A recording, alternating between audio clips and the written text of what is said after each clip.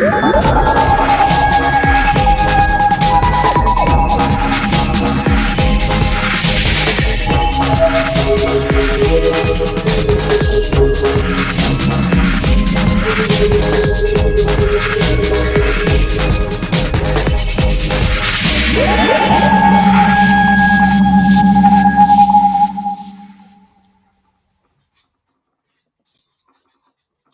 everybody and welcome to the Tarda Zone live on this Saturday evening. Vengeance on Varos is the classic Who story. Hope to find you all well. We've got a bit of a heat wave here, so yeah, it's very warm. We've got a couple of our guests waiting as well, so we'll bring them on as soon as I give a few years a bit of a shout out there in the chat. We're just waiting on a couple of more people to turn up. There we go. We've got Colin, Daniel, a Toy Mechanic, Stuart, Charlotte, Super John, who's on the panel with us tonight. And yeah, that's everybody so far. If you could do us a favor and share the link, like, share, subscribe, and all that. Right, let's get straight to it. Let's bring on our guests tonight. No, we're not. I'm going to do this all by myself, and I'm going to kick them all out. Money messing. All right, let's start anyway. So our first guest on tonight, he's all the way from, I don't know where he's from, but he's super. It's Super John. Hello. How are you, pal? Oh, it's roasting here. So 23 degrees. I'm playing. Listen, right. I'm literally right now as we speak taking all my clothes off. There's a nice view. That's a nice picture for you ladies there. You know, taking my clothes off. Yeah, it's bloody roasting, man. Heat wave. Yeah, I'm used to the heat, but there was a barbecue today and all, and it was just a bit too much. But yeah, it was a good party. It was my niece's birthday, so it was good. It was good. I didn't have birthday cake because I don't like birthday cake, but other than that, it was great. Yeah. Try wearing a mask in that heat when you're on the buses. Yeah, I know. Well, we walked over to me mum's, and we walked back, but I did bring me bloody mask with me, which was ridiculous. Right, let's bring on our next guests anyway. He's a being, he's a human being, but he's also a problem being. We've got Lee. Kill me. Maybe later on if you kill me. It's too hot. Right, maybe I'll drown you later on when you interrupt people. Right, cool. That's it. Anyway. Right, let's bring him on. It's the man. He's from a different planet or another planet. We've established that he's here for the boobies. Right. I wonder what else he's here for. We'll find out often. But it's the rabbi from another planet. Wait. There's something here other than boobies. I haven't noticed. Well, I don't know. It's just the boobies. It's just the boobies, isn't it? Really, it doesn't need to be anything else. I mean, I think that's enough for me. I think it's enough for any red-blooded young man. This world has many riches. You know, the ocean, the high with the seas, but mainly the boobies. We like the boobies, especially on other planets. Which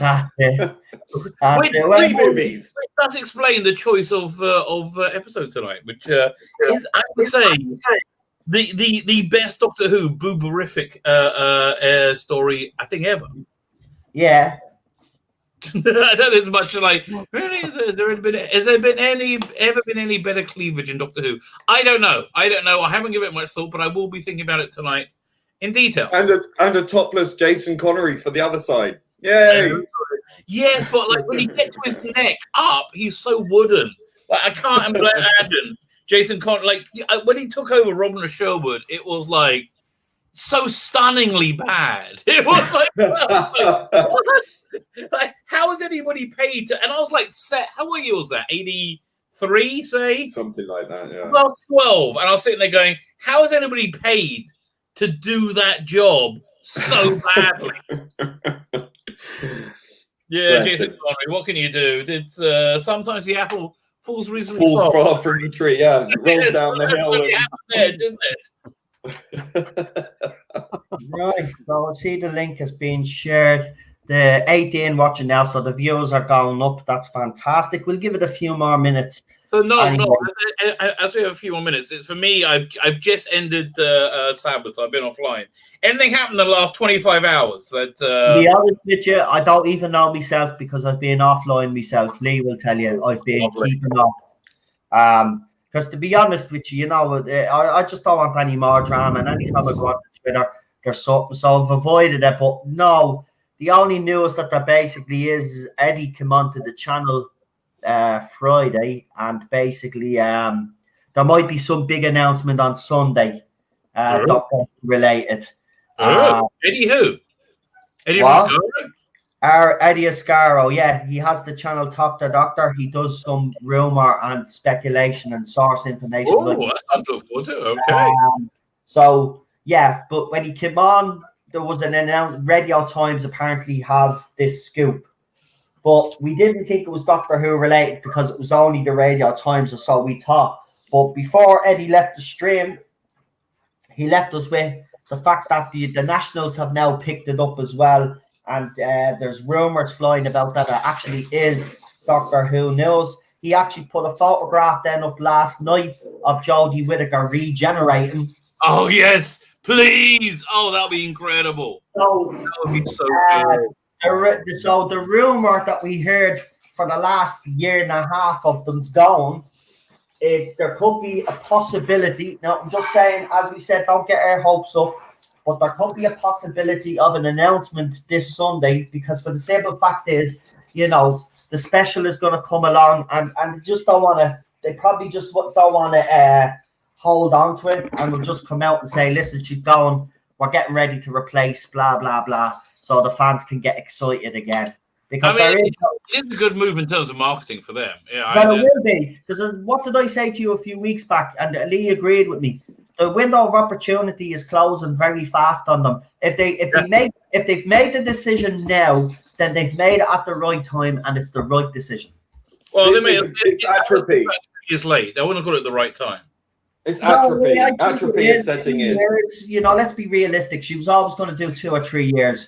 So if they have made the announcement, I think they've made it on time. Listen, what the Jodie Whittaker fans, I'm not calling them J-bots anymore. The Jodie Whittaker fans need to realise that every doctor gets the mandatory 3-year deal, right? She's on her 3rd year. So whether you like her or not, right, there's a chance that she's gone. Now, Eddie has maintained himself that he reckons she's gone. Like myself, she's not going to do more than 3 series. She's gone. They get a 3-year contract and they go. The reason why Christopher Eccleston didn't do his 3-year contract is because obviously there was infighting during his, I think it was the 2nd block of filming is where he had the falling out and it never recovered. The relationship between him and the person in question never recovered. And that's why he was outed. Right, but look at David Tennant. How many years did he get? How many years did Matt Smith do? Matt Smith did the 3. They get a 3-year contract, so she's on her 3rd year either way. So I don't know how these fans think she's going to be staying on anyway. They do the mandatory 3 years, and Peter Capaldi was supposed to be there, as we know, longer than 3 years, but he was outed. He was outed. It's as simple as that. He was outed and replaced by her. She's going to do her 3 years, and she's gone. So I don't care what they say. But the thing about it is, I will say this. There's people deliberately, though, right? Deliberately spreading rumors, right? I agree with that, yeah. We all up the fans. I'm sorry, don't be doing that. That's petty, right? I know these people have been giving us grief and all that, right? But we need to be big. We need to be better than that now. You know what I mean? There's no point to spreading misinformation. At the end of the day, I agree with you generally, but on one point, I thought it was valid when somebody there was a kind of like completely unsubstantiated rumor floated, like on the pro Jodie side, right? It was completely, and they all started like whooping and claiming victory, and then somebody else floated an equally unsubstantiated rumor to the opposite. I just feel that's redressing the balance more than anything else. I get that, but at the same time, like you have all been saying to me for months, like, no, leave it, drop it, it's tit for tat. But when someone else does it, then you're like, oh, well, it's justified. It's not. None of this behaviour, whether it's from me or anybody else, is justified anymore. It's not justified, right? Listen, I was attacked. I defended myself. You can only defend yourself for so long before people start questioning why you're doing it. And I have been questioned about it, right? So I have taken a step back and I have looked at myself and said, have I gone too far? Honestly, Cheryl will tell you, I don't think I have, right? I don't think you did either, actually. Right? I don't think I have. I don't think I have gone too far because, to be honest with you, if I get picked on, I'm going to defend myself. But the thing about it is I'm sick and tired of doing that, and I don't think I should have to. So I'm just going to concentrate. That's why I haven't been on Twitter, Rabbi. I'm being on Parler. And Parler's a lot quieter, but I'm building it up. And the other lads I've got to start using it more. I really got to start using it more. Yeah. Seriously, look, the only reason why I'm going to use Twitter from now on is to throw me videos up. To throw me videos, maybe comment the odd comment. But other than that, I'm mostly on Parler anyway. Parler is a lot bleeding better. It's quiet. It is. The only thing is, though, I will say about Parler is that even though you're following your friends, unless they put something up, there's no kind of interaction. So you're kind of waiting until people post stuff up so you can interact with them. That's the only problem. Right. I mean, it's quieter because there's less people using it and on it. That's really the bottom line. Yeah, which is why I forget. I forget to use it. There's nothing going on. But I just got to start posting my videos there and getting more involved there. Well, I'm following a few comic book bounding into comics, but there's a couple of comic book pages on it that are brilliant. They show the covers. I'm following the Star Wars page on Parler as well, which is excellent. They show all old covers and stuff. Obviously, I'm following the usual suspects that we follow: Perry Chan, Bolstrek, Gary Hill versus Babyface. They're all on it. But the thing about it is, they've all said it. Because as was saying it last night, like they're easing themselves into Parler, and Gary and himself apparently they challenged Gary to see who can get barred off Twitter first, banned off Twitter first.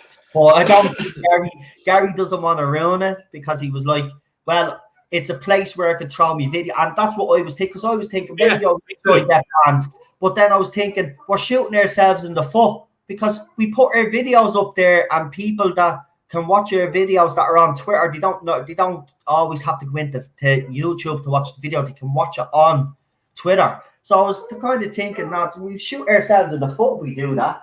So yeah, I'll just keep it from. It's certainly a fair point. But I just shared the screen. I think quite exciting. If you want to throw it up there now, something we can talk about for a second. Hold on, I kicked the ball. Yeah, I'm after kicking the ball. Yeah, I'm nearly after knocking the clock. I know it's crooked. I'm after nearly knocking the clock off the bloody wall. You hit me in the face with the balls now, you're dead. You hear what she said there? If I hit her in the ball, I'm dead. Right, Rabbi wants me to share something, so this is exciting. Coming to Blu-ray. Cool. I love that. I used to watch that as a kid. Yeah, 1980s Day of the Triffids. I mean, it's nothing like the book, but I do like it. Totally tropical. I mean, it's reasonably close. I mean, I like the Triffid design. Yeah, it terrified me as a kid, and lashing out, the sort of slowly walking down this cul-de-sac, and it's all, that kind of Doctor Who suburban reality gone weird. Yeah, that was. It's got a connection to tonight's story because I was trying to decide between Attack of the Cybermen and Vengeance on Varos, and I just thought the boobies are better in Vengeance on Varos. That's basically not cyber boobies. But if I went for Attack of the Cybermen, it would have had Litton in it, Morris Coburn, who was in Day of the Triffids. So there you go. Everything is connected. The interconnectedness of all things. BBC genre. Yeah. I take it that Lower Decks has got panned by everybody, critics and fans pretty alike. Universally, right? Yeah. There's one YouTuber who seemed to like it. It seems to me that CBS liked Seth MacFarlane's pitch for his Star Trek series, which they rejected. And he went off and made the Orville. It seems they liked that pitch so much, they just took that pitch and made it into this cartoon. Right, it seems to me. I have this DVD, right? But I've just done it. It's got a couple of scratches. I know you sent me the link. Yeah, grab that. Yeah, God forbid they should actually do anything original. You know, like, oh, let's create a Star Trek that's got like a starship in it, like a Starfleet ship, and it boldly goes somewhere else. You know, but you know what? They did all that like workplace humor, which I think is very much the Orville.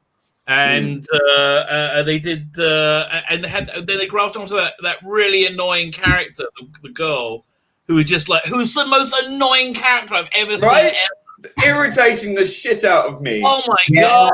For 20 minutes, like, shut up, shut up. Yeah, like ADHD crazy bitch. Yes. Like, how is she still on Starfleet? Listen, I'm a fan of Star Trek. Right? This, as I said yesterday during my reaction, not me review with Lee, but I did a reaction. I watched it and did a reaction. And I said it.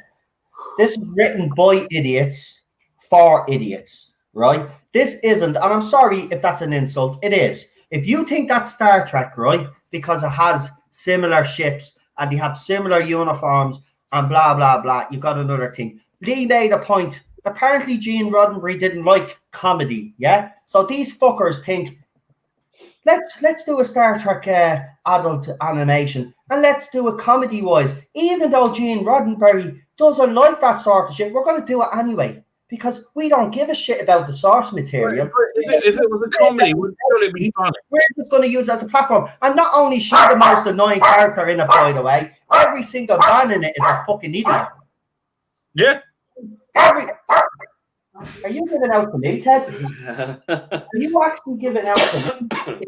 I'm giving out about Lower Decks. Every man is an idiot, and every man is going to be set up to fail in that show. I'm one episode in, and I already want to gouge your eyes out. Yeah, it's simply awful. It's simply awful. Let's be clear. It's simply awful. Well, I tell you, it's going to be YouTube gold, though. It's. I guess so. Yeah, we can't argue with you there.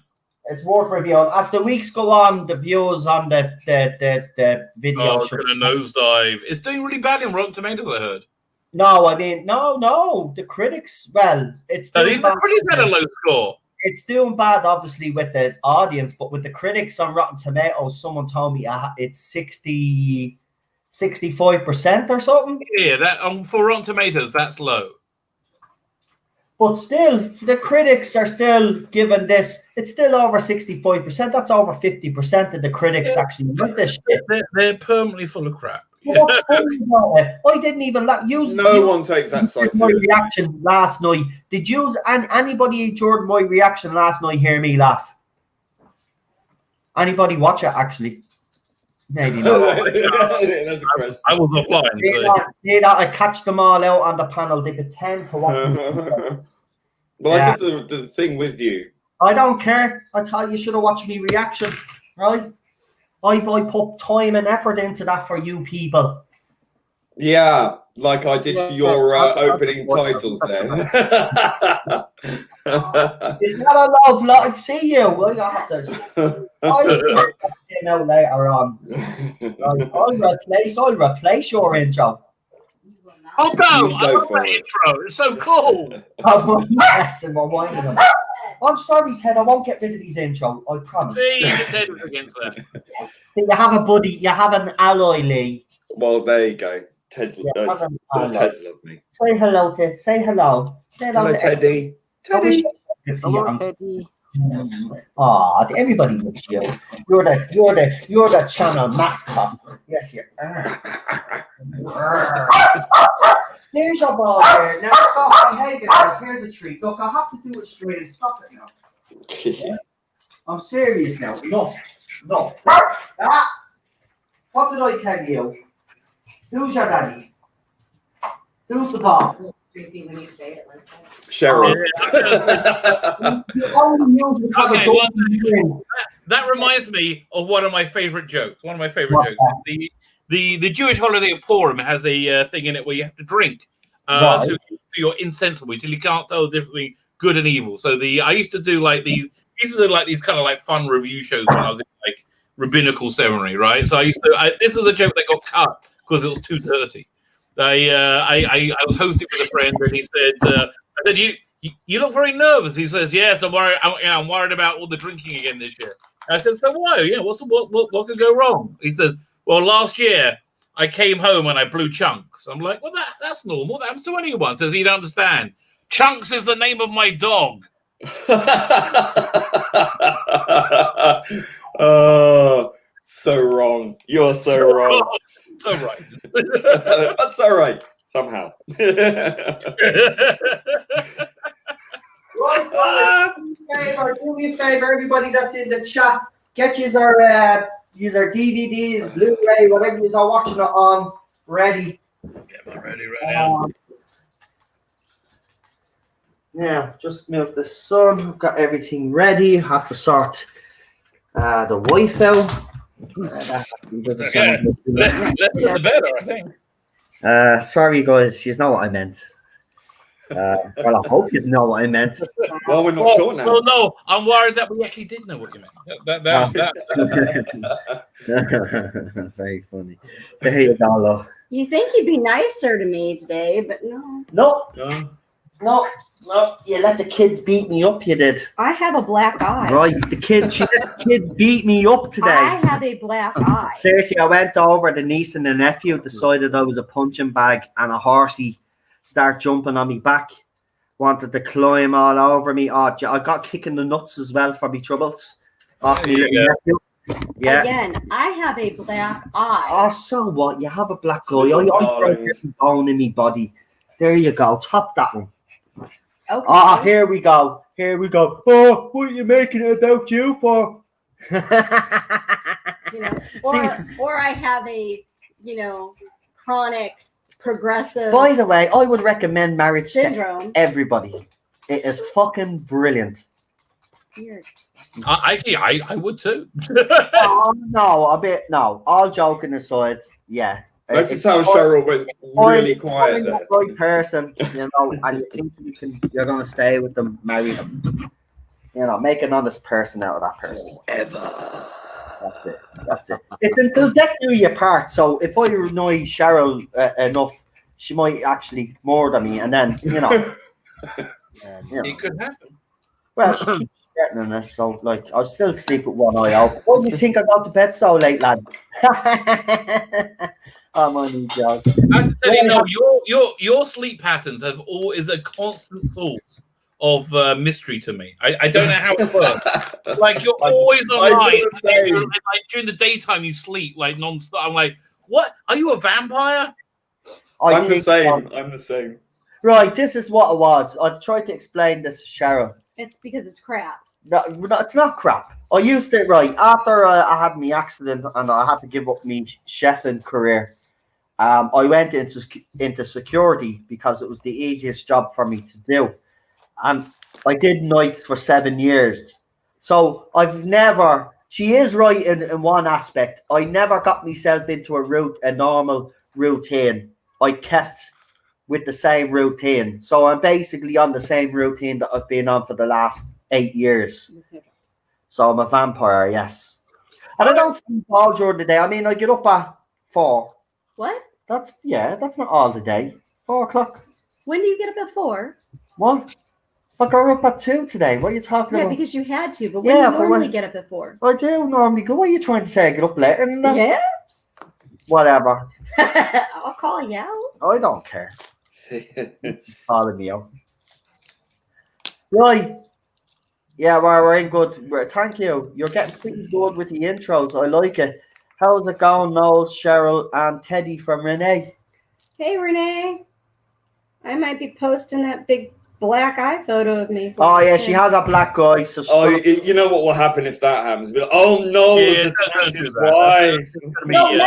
Let me tell you all how it happened because it's the most Cheryl thing to ever happen in history. Yeah, it actually is. It's a dyspraxic-related thing. It's okay. So Noel was still sleeping because we were going to be going over to the little's birthday party today. But in my effort to keep Ted quiet and for me to be able to do my hair and makeup in peace, I was like, oh, it's fine. I'll bring Ted into the bedroom and then I'll just slap him back in bed with Noel and he'll be grand. Except he ran to the end of the bed because he was being silly, which he doesn't normally do.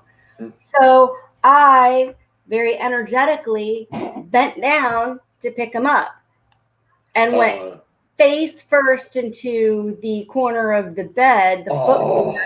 Yeah. And I swear I thought I had actually lost my But she never woke me up because she didn't react. How you didn't wake up from the impact? Yeah, but that's the thing. Me. She didn't scream, right? Because that's the way Cheryl is. Believe it or not, man. That whole pain threshold is unbelievable.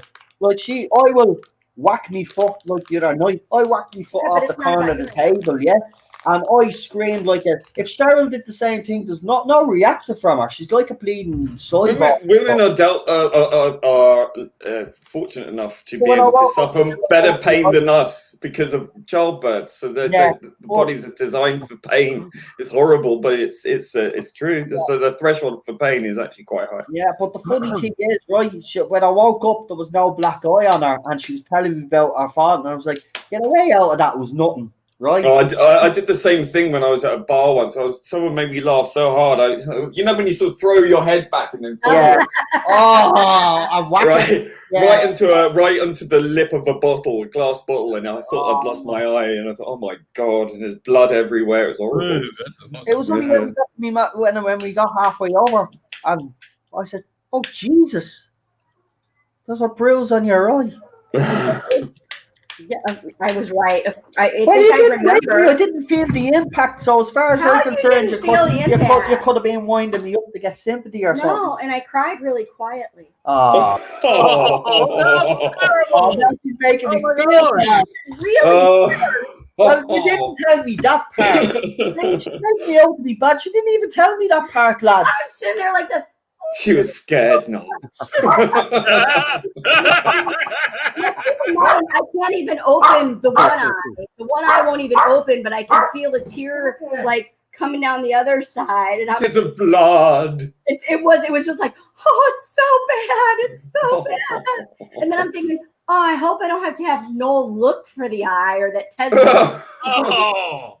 It's developing to quite the epic shine. Yeah, it is, and she's sending it to everybody.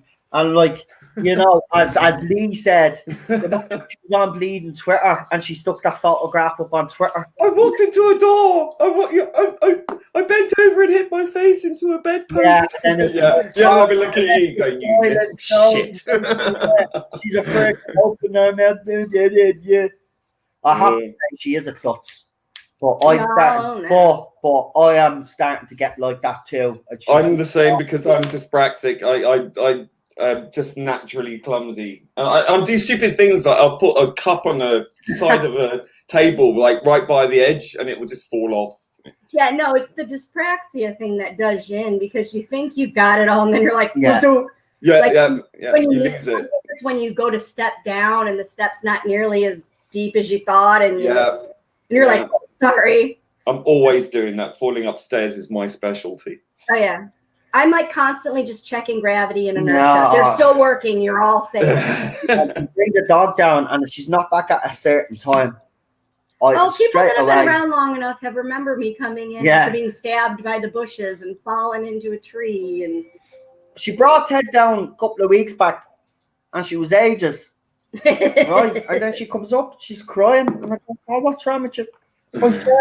I fell in the car park, and Ted was just looking at me. I said, "So much for it. I told you, it hadn't happened to you. Ted is not going to give a crap." He tried to hump her one time. Do you remember the time you were on the ground? My old dog would try and hump everything. Constantly. Yeah. I can't argue with him. I'm pretty much the same, but.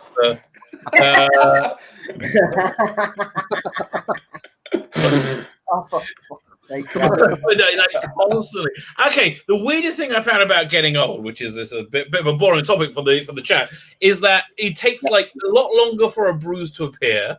Like I fell over about a couple of months ago and I didn't get any bruise for like 2 days. Then a week later, my entire leg was purple. And then they last freaking forever. No, that is true. Wow. God, what a pain in the ass. My grandmother was different. She would bruise if you looked at her. You know, I mean, it was, but it was just like, because you know, as you get older, your skin gets thinner and stuff, so it just shows more. I think. Right. That's my mom. My mom bruises real easy. She like zipped up her coat and had this epic. I don't bruise hardly ever. That's the weird thing. Right. Very rare. Are we ready to go, folks? I am. I'm all set up. I guess we're done discussing injuries and whatnot. Yeah. Well, unless you want to, I don't mind. We could talk about it for another 15 minutes before we start to make sure that we get everybody in. Yeah, I think so. I mean, I don't mind. This is funny. Would you like to tell them the time that you walked into the traffic lights? Probably not. Oh. Right. I'll give you a laugh. When Cheryl first, when she's obviously getting used to Dublin. Dyspraxia, the gift that keeps on giving. But we were going down the shop. Now, literally, you walk out our front door, down the stairs, out towards the main gate, swing a right, and the shop is straight up the road, right? But you have to cross a set of traffic lights to get to it. When Cheryl first moved over here, she kept walking past the traffic lights. Every time I'd be stopped at the traffic light and Cheryl would keep walking. I would look, where are you going, Cheryl? She'd be like, oh, I keep forgetting. Right, but this was the thing. She'd know where it is, but she keep forgetting. But I think the funniest one was when she walked into the actual pole. You fell in a hole? No, she walked into a pole. Oh, I was with a friend who fell down a manhole once. We were walking, and all of a sudden turn around, and there's like this friend-shaped hole in the sky, and we're like, where's so? My friend had fallen down through a manhole that we hadn't even noticed. Oh, no. Okay. So wait a minute. I have a story similar to that. This is a true story. This will give us a little bit of time. This is a crazy story. One night, when I lived in England, there was a pub at the top of my road, which is where I used to go to. Right, so I'm coming home. I'm staggering home. I'm drunk out of my mind. I'm a young lad. I'm 19. I have a curry inside me, bubbling away. And I'm like, I don't think I can make it home. I think I'm going to have to take a dump somewhere. Right, I'm struggling. And the closer you get to your house, the closer. I have a theory. Most people either poo or pee themselves within 6 feet of their toilet. So the closer you get to your house, the harder it is. And I was like on the street and a few houses away. I couldn't do it. I hopped over the fence, right? I hopped over the fence of a neighbor's house, and I pulled my pants down, and I relieved myself. I pooed. I had a big poo right in his garden, right? It felt kind of solid to me. So then I felt bad, right? I'm drunk. I'm looking in my pockets. I have a bag, right? So I pull out my lighter, and I'm trying to find, my rabbinical poo, and I can't find it. I was going to scoop it up, put it in the bag, and it's gone. I'm looking around. Where's it gone? What's happened? This is a true story. This actually happened. So like 5 minutes later, I was like, I don't know. I'm going home. Next morning, I come out. I see him, my neighbor in his garden, and he doesn't look happy. He looks unhappy. I'm like, so I think I better check this out. See what happened. So I said, what's wrong? What's wrong, Reg? His name was Reg. What was wrong? He said, you never guess what bloody happened last night. You never guess. I'm like, what? What happened? Someone took a shit on my toilet.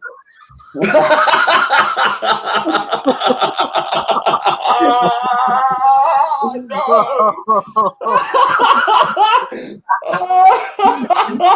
Oh my God. Oh, the poor. I just demonetized you. Oh my God. Okay.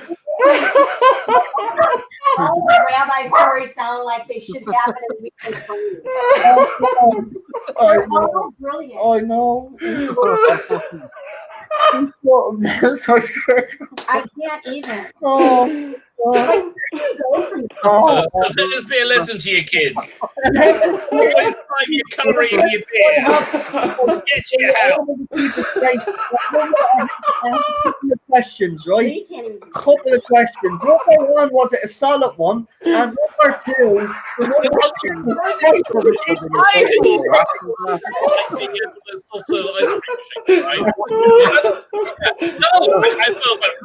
felt like wow.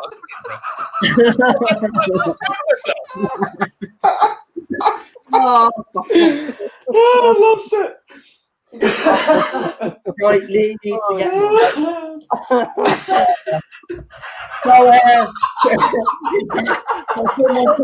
hold on. Colin P. Smith is saying in the chat, the rabbi will kick out the country. Let me tell you, I'm not sure there will be able to take off a secret aspect to his fetishizing afterwards.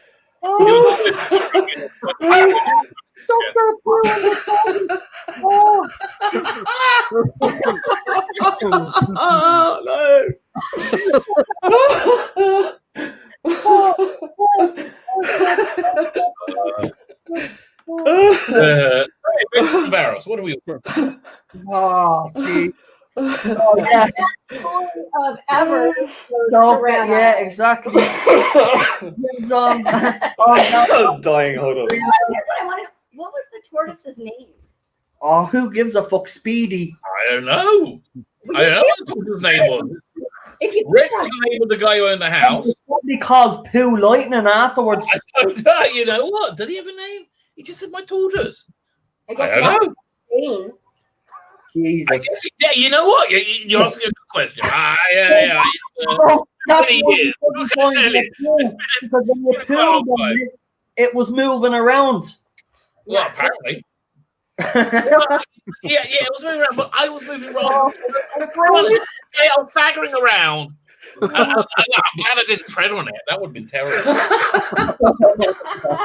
I'm not even going to ask you how you wiped your ass. Where's the rabbit? Where's the rabbit? Well, okay. Fortunately, in my youth, I was kind of it was a white rabbit. It's brown. Hold on. Okay, fine. Wait. He's going to tell me. What did you wipe? No, I didn't. I just pull my pants right up. Here we go. I'm done. I'll get home. Because I was 3 doors away. I figured I'd just clean up when I get home. But you didn't. You fell straight asleep, didn't you? No, sorry. But you didn't. You fell straight asleep, didn't you? I can't deny. I can't deny that. Don't. Oh no! That might, yeah, and that's how I became a Doctor Who fan. Right. Right. Well, there you go. There you go. If you want toilet humor, you'll get it on the TARDIS. We do have it in abundance. Oh my lord! Ever. Yeah, it is. Thank you for that, Rabbi. Thank you. You're welcome. You're welcome. Just thank you on behalf of all humanity. Sharing that. That is what we needed. That was brilliant. Right, don't forget to like, share, and subscribe.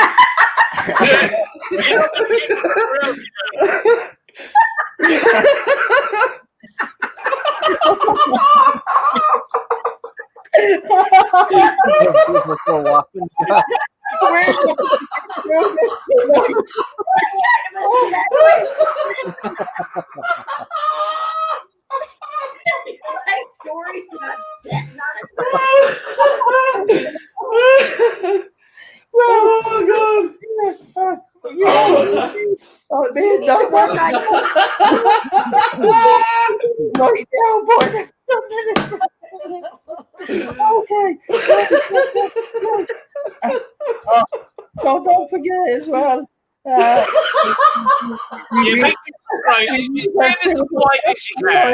This is just good. Make sure everybody sees this video. I think it's a good idea. Right. I'm dying. Right, Vengeance on Varos. Everybody get their copies. Rabbi is about to do a countdown, and we'll give it 40 minutes, yeah? And let's hope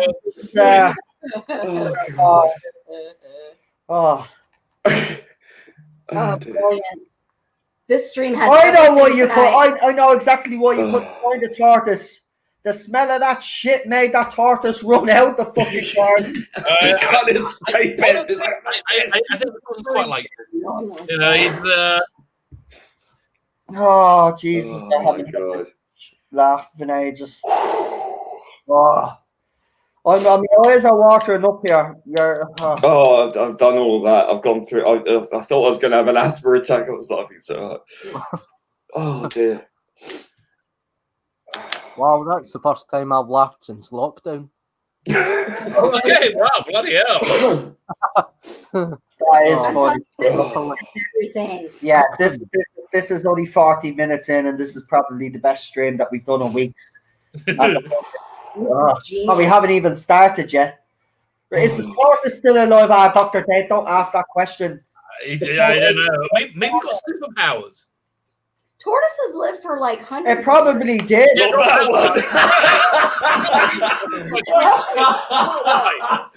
That one died the day after.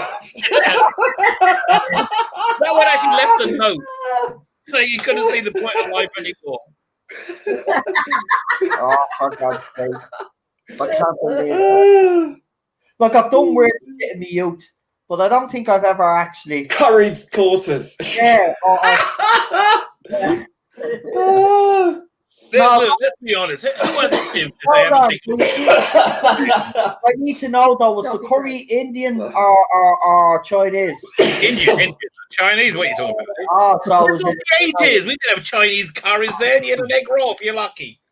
Oh dear God. did the owner bury our flush it down the toilet? Oh, call it this. It was a hero in a half shell.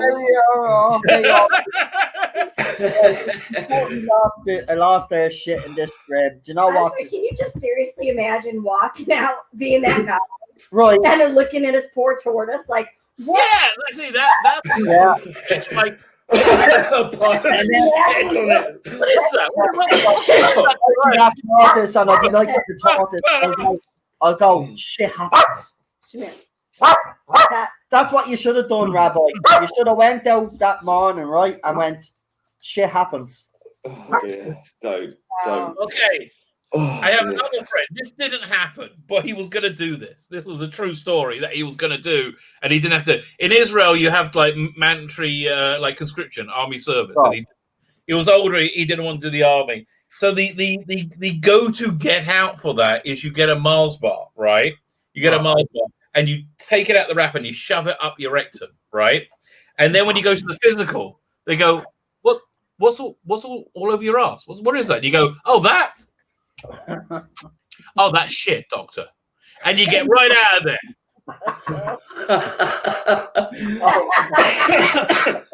Oh, You're all friends, I tell you. Right, here, I want to give a few shout outs because there's a couple of people that just joined us and they're probably wondering what the hell is going on. But I want to welcome Joe K, Dr. Dave, Angry Mango. Well done, Angry Mango. You're my joke. I'll just say to the newcomers, just replay the stream when you. Yeah, trust me. And then you'll get it. Toy mechanic. Is the Pope Catholic? Does the rabbi? Does the rabbi shit and tortoises? Yeah, I mean. You know what? We lost the plot in this show. I'm just going to go. I'll be right back.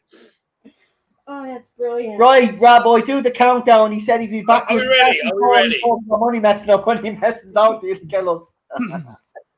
Welcome, Joe, and welcome to everybody. We're watching Vengeance on Varos, so if you would like last call now to get you our copy in. I'm watching. What? Oh, one second. David Enke, I see you're in the chat. Can you send me your address? I've got your prize here, which I still haven't sent. I'm sorry. Can you, if you can email it to me, that'd be really great. Or yeah, there you go, David. So I'll stick you up there. We've been looking for you for the last couple of weeks, actually, because you won a prize. Yeah. So get in touch with Rabbi. You know, even though he's from another planet, he's a cool guy. Cool. And listen, if the package has any brown marks on it, don't worry. Yeah. Okay, let me tell you. It's not Rabbi's ass, so you don't have to worry about it. Poor tortoise. Poor tortoise. Poor tortoise. Well, listen, it was better than if it happened now. Because, like, let me tell you, now I'm to 50. This is if you're younger than me. This is what you got to look forward to. Your asshole essentially becomes like a bag of raked leaves that you haven't pulled. You haven't pulled the string on properly. It's like you don't things don't leak out, but sometimes You just need to go and wipe for no apparent reason. Nothing's happened. You just need to go like, I'll touch that up a bit, you know? I just have to powder my bottom. Exactly. Oh, God. Right, Lee, are you ready? Because we're waiting on you. Yeah, I'm halfway through dying at the moment, but I'll be fine. So, yeah, Right. Carry on. Right, well, Rabbi is about to do the countdown. Is everybody in the chat ready? And someone just said the best stream ever. Thank you. Well, it's the funniest one I've been involved in. We do have fun on this channel, but that was just, we can't lose our shit anymore now. We've got to get down to it. You can't lose it unless it's moving. Oh, for fuck's sake. See, I can't even say we can't lose our shit because it'll start me off. Oh, don't. Oh, my God. Mars a day helps work, rest, and play, but in Rabbi's case, shove it up your ass and stick it up your ass, and that will get you out of a lot of trouble. Oh, for God's sake. Listen, just take my wisdom, okay? I've lived through it. You don't have to. Right, we're all ready. So go for it, Rabbi. Let's get it done. Okay, I'm ready to go. 5, 4, 3, 2, 1. Press play now. Boobies.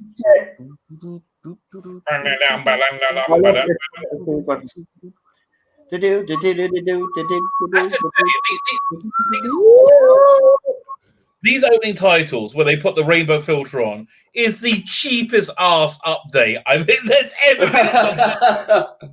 Like, really? Even I saw it when I was like, 12, whatever it is. I was like, really? What is this? This is 85? But now you'll have the other side say, oh, look at you support the LGBTQ plus community. No, people put rainbows on everything. You know, don't like rainbows anymore because they kind of ruined rainbows for me. Well, they did. Imagine how I feel. There you go, Lee. A bit of reaction straight away for you. Yeah, there you go. A bit of flesh for Lee. Lee was happy for this. Yeah. Do you think he's a bit of all right, Lee? He's a good-looking boy. Oh, he is there. Not now. Well, obviously not now. Oh, yeah. That's the way. Stretch.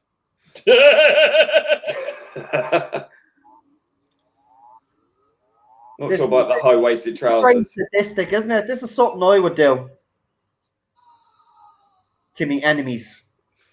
Well, they probably deserve it.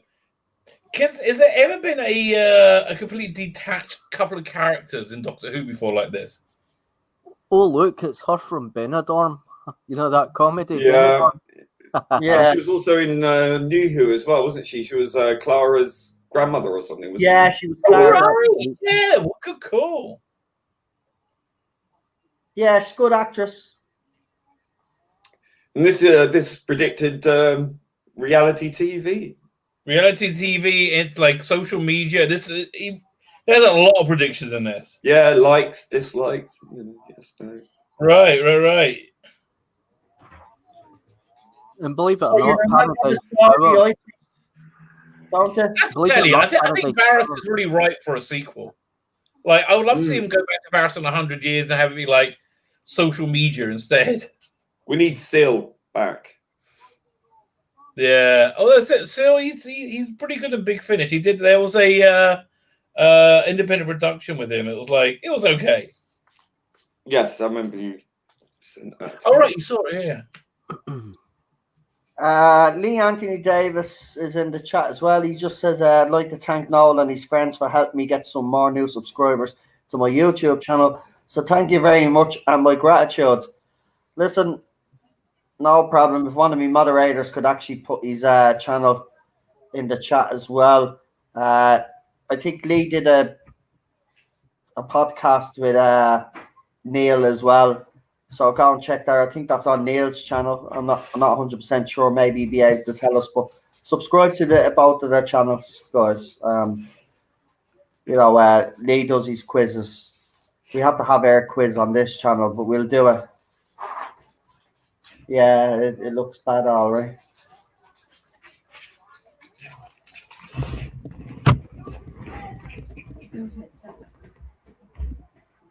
This is really dark. It's It like that guy. He wasn't blind, well, not in the beginning, anyway. They're so sort of sociopathic, so desensitized by everything that they see and witness. Yeah, and all that kind of you can't trust anyone, not even your own family.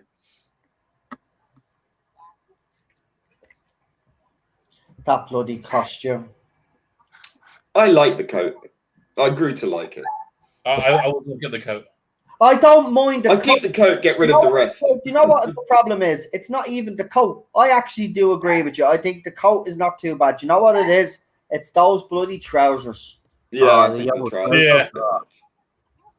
That's what throws it all off. See? It's fucking horrible. The rest of it is not actually bad. Okay, I'm not looking at his costume at all. I know who you're looking at. Of course, we know what you're looking at. I made no pretense.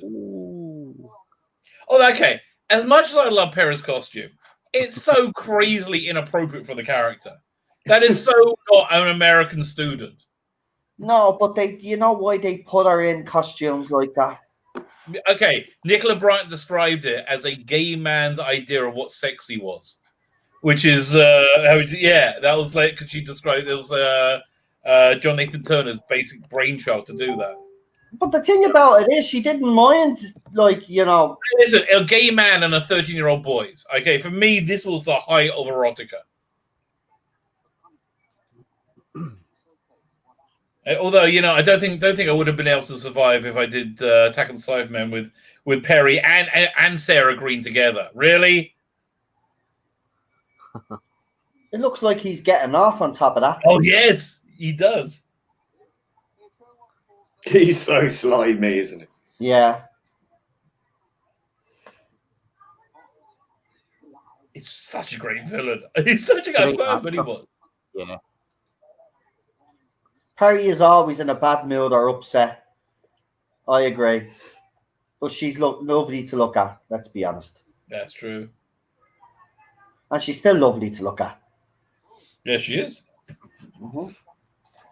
I'll have to send you the. I have to read you the. I wrote to her website asking for an interview. I got to read what I wrote her.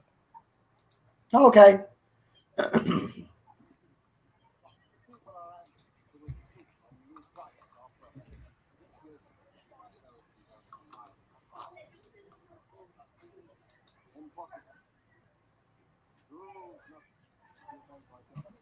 Yeah, no, I really like this, like Philip Martin, like cynicism. It really works here, where it just doesn't work today. No.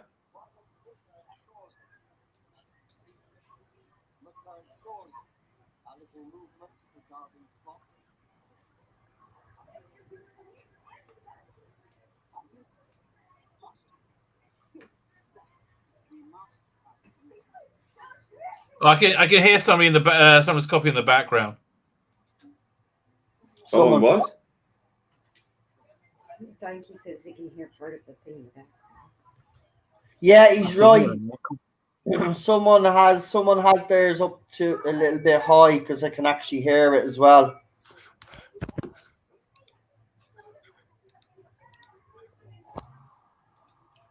Now I can't. Seems to be okay now. Yeah, I couldn't really hear it myself because I had one earphone in, but thanks. Because, we don't want to get... By the way, do you remember when we did the chase, guys? When we did what, sorry? Yeah, remember we did the chase? It was 2 months ago. It was literally 2 months ago when we did the chase, yeah? Right. YouTube only verified it today. Oh what? My God, really? That's ages ago. Yep. Good Lord. Oh, and 3 others that were a couple of months old as well. That were limited also. You're requested to join Deaf StreamYard. I didn't join Deaf StreamYard. I joined StreamYard. I must have picked the wrong link. Okay. There's a StreamYard for deaf people. That's brilliant. People who are deaf. Yeah. Dog, get off.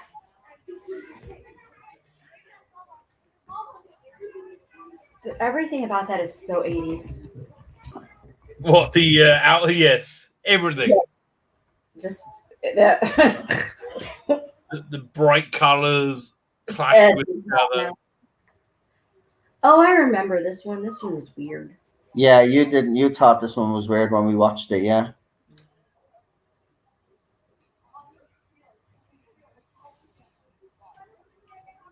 I tell you, I like Syl's costume in this one better than in Mind Warp. I think it looks more real here.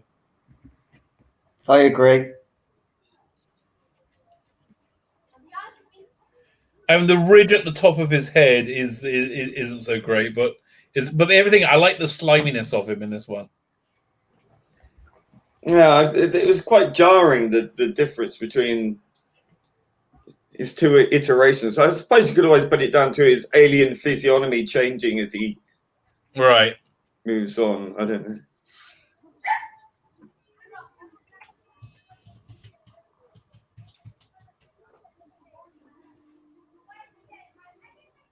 I'm sure that camera was a model they used for a spaceship as well. Really? I'm pretty sure I've seen it somewhere else. Possibly. I wouldn't doubt it. Everything in Doctor Who gets recycled. It's true.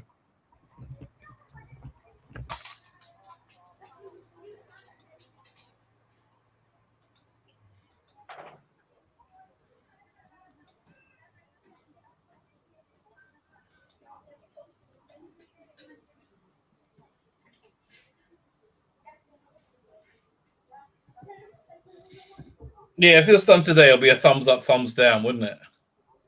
Mm.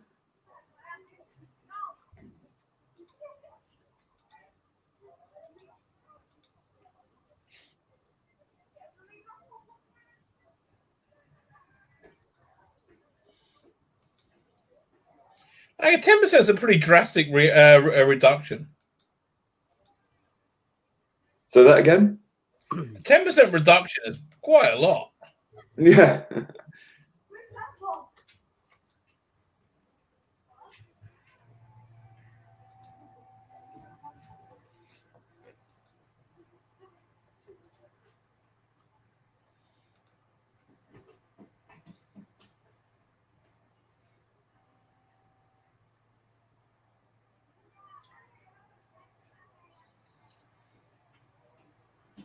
They could have put a bit of smoke coming off him for this, right? Actually, I think I'm in favour of this kind of democracy. Oh yeah, yeah, this is great.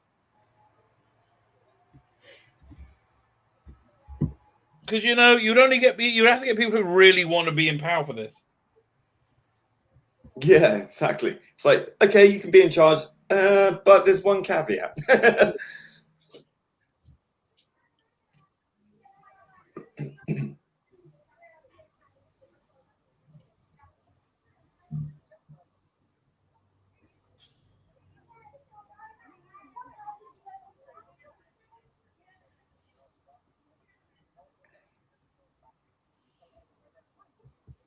Can't even remember.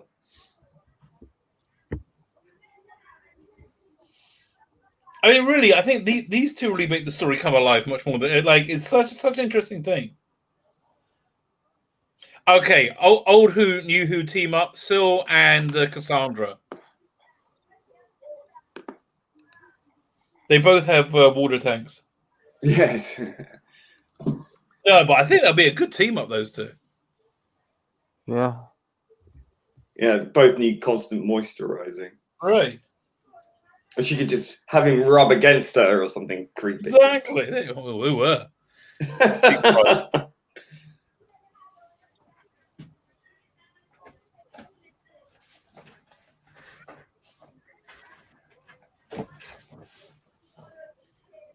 That laugh is great. Yeah, I don't know anyone could do it. Well, he designed it for the playground, right? Which is, I think, what makes all good Doctor Who work. Yeah.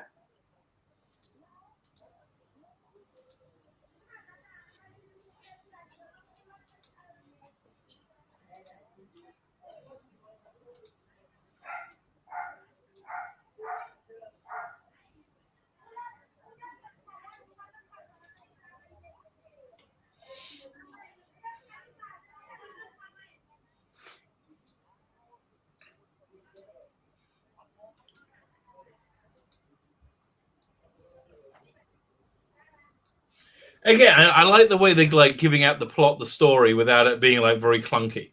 Yeah.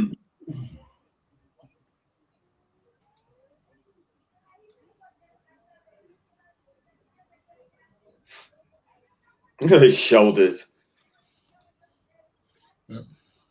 Yeah, I'm sure I've seen the costume somewhere before in Doctor Who.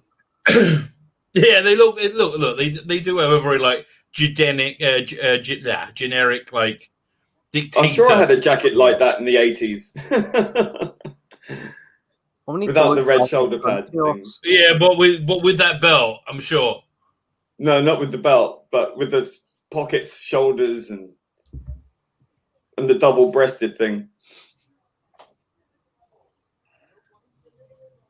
I need to look at Frontios again to see if there's what was that? resemblance to say the costumes.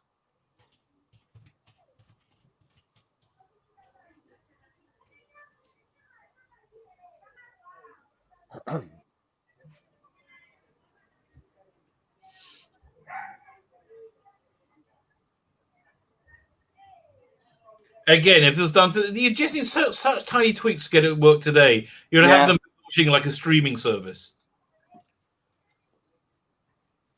This is a good story.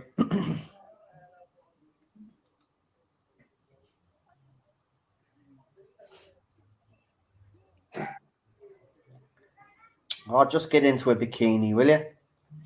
No, I actually prefer this. Be honest with you, I like it. Although she must have had to diet constantly to be able to. I don't think so. There's just some women. There's just some women like her. I bet you she's the type of woman that eats burgers and fries and fucking shoves them down her throat and doesn't. Yeah, that works out well. God, depressing. Don't like seeing the Doctor apathetic like that. No. No, I agree. Just saying that, like, oh, it's okay for you, Perry. You're just gonna die. He's not annoying me in this story so far because he isn't an annoying Doctor. I'm like just not watching him. I'm like totally transfixed on Perry here. It's something for the dads, and yeah, I guess it works.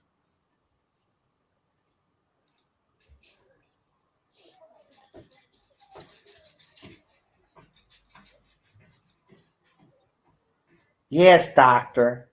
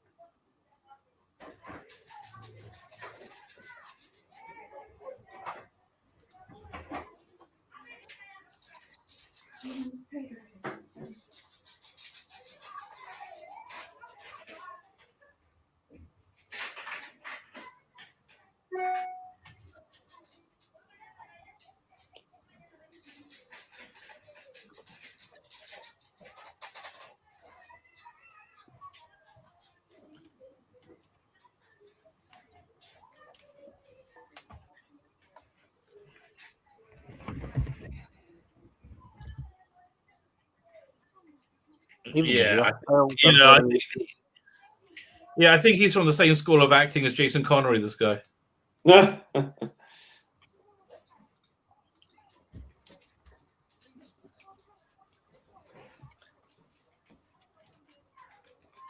John Nathan Turner want to hire more popular actors and comedians later on. Right. I mean, listen, I like stage acting. This is stage acting. Yes. I always like Helen Pace in yeah,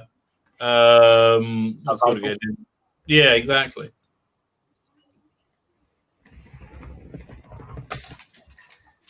That hair. It's very 80s, you're right. Like she washes with G, my hair smells terrific. Yeah.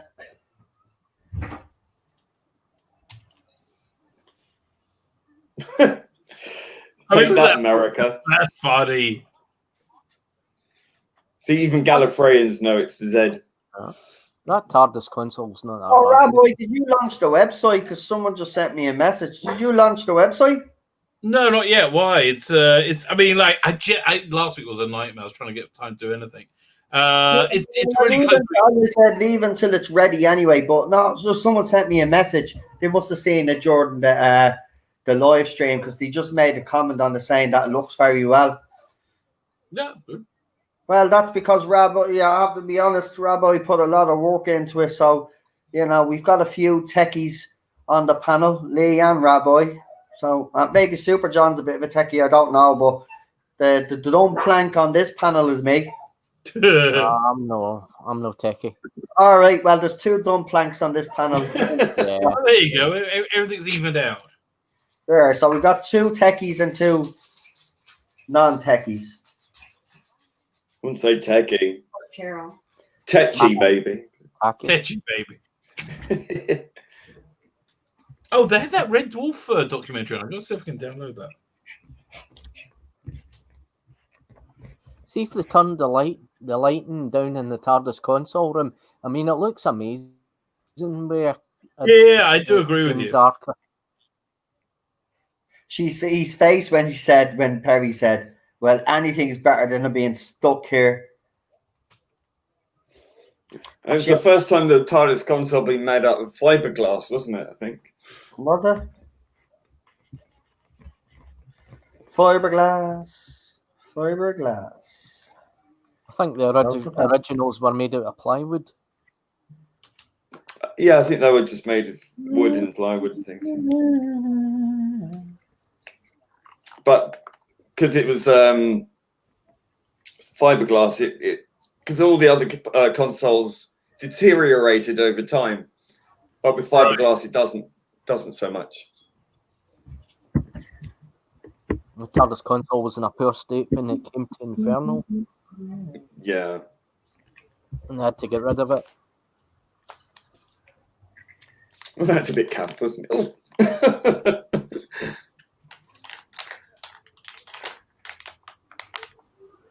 Take it to a hairdresser's.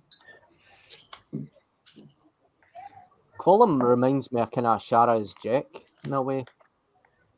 With the mask. Yeah. Sliminess, the creepiness.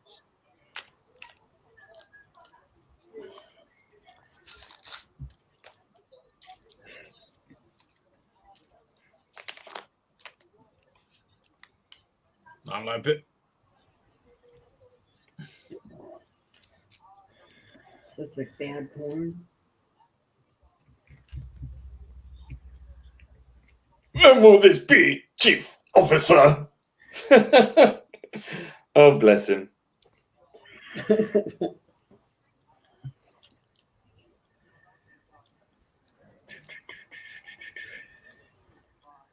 I think the obliteration of his acting career, wasn't it? Like, did he do anything after this? What? I don't know. Wasn't it Sherwood after this? I thought it was before this, was it? Was it? I thought it was after. Yeah, it makes sense to be after this. Oh no, maybe you're right.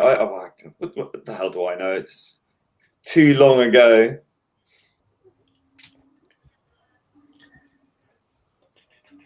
I don't feel like dancing. No.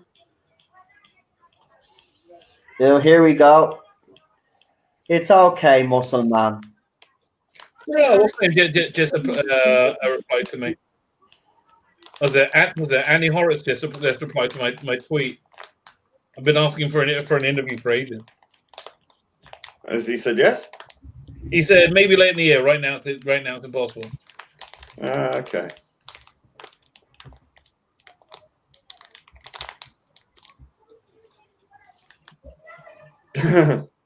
Yeah, that effect just looks so bad. Yes, it does. No, if you watch it without sound, it's epic. Yeah, No dialogue. This is brilliant. I love that police box. And the cleavage shot is legit.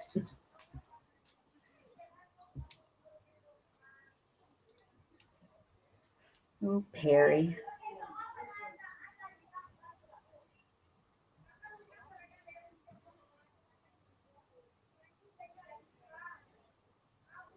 That is a brilliant countdown clock. Oh, Phil's really getting into this.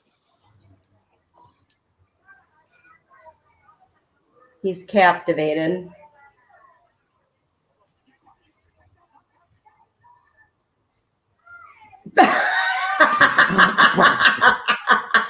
Hey, don't be slagging the aliens off on this, right? You know I have to. Especially since I'm making up my own dialogue. I bet Phil's good at cunnilingus.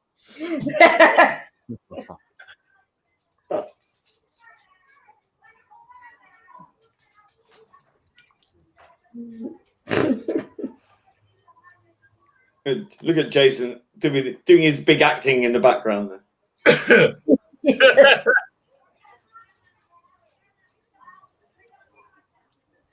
This is going to secure my acting future.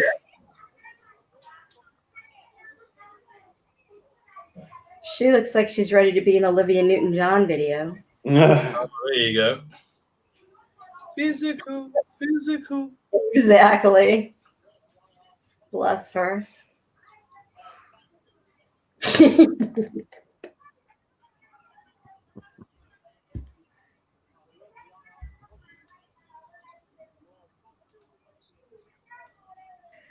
Those costumes are intriguing. Actually, I went on a BBC Open Day about a year after this and saw some of the costumes. It's so like, wow.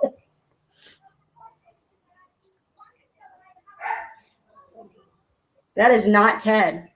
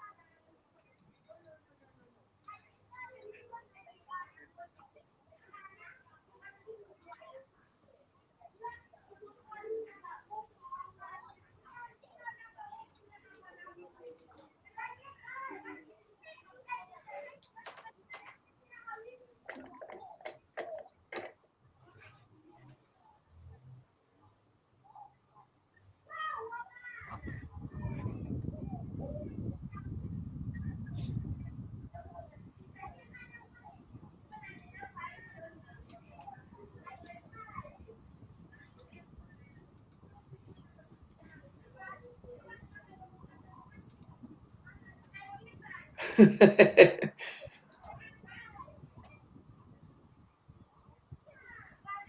mean, this is just. I love his eyes. It's like an Oompa Loompa reject. It's like a what? An Oompa Loompa reject. He's got those super white, creepy eyes that are judging you. Like they're going to break into a song and teach you a lesson in a minute. Okay.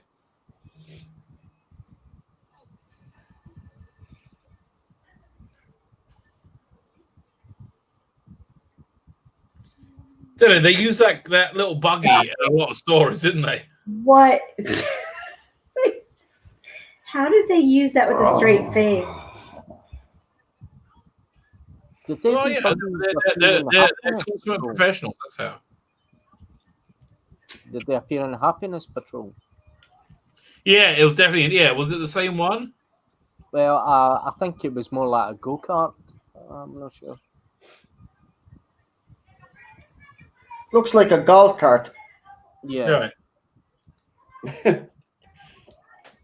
Looks like a golf cart.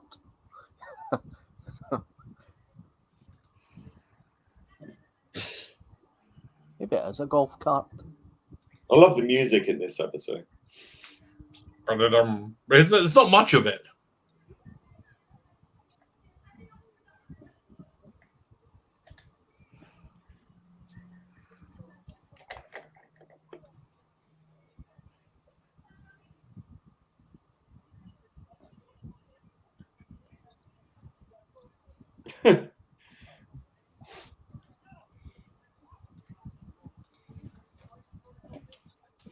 I tell you, Colin Baker always lifts up any scene he's in. What's that? Colin Baker. Really hello. Oh, sorry, that's me. Is the sitcom that reveals where a new sitcom has gone. I think that's me. 1 second.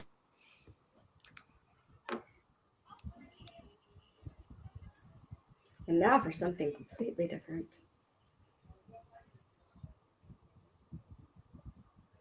Yeah, let's hope I didn't get a copyright for that one.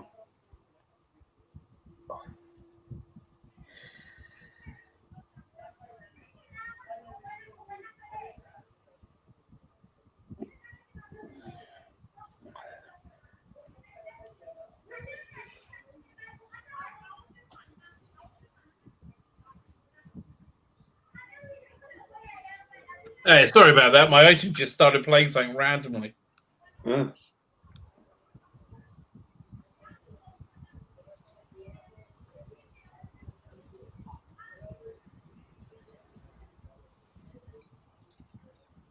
This looks like every 1980s music video right now. Oh, it gets much more 1980s music video. Much more. This is anything. This is just. Oh my god! It gets so much more 1980s, especially by the end of this episode. It's just so 80s.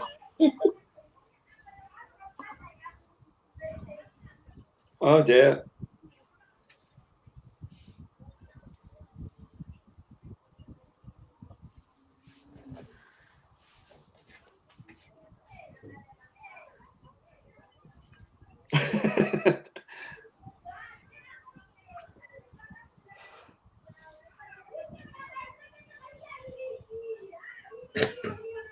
She carving up an apple for real.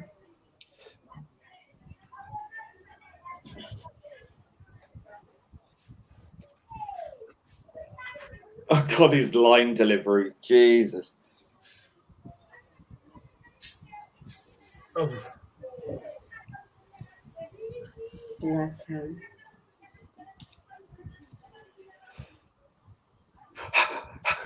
I'm out of breath for no reason. It's so woody. It's unbelievable.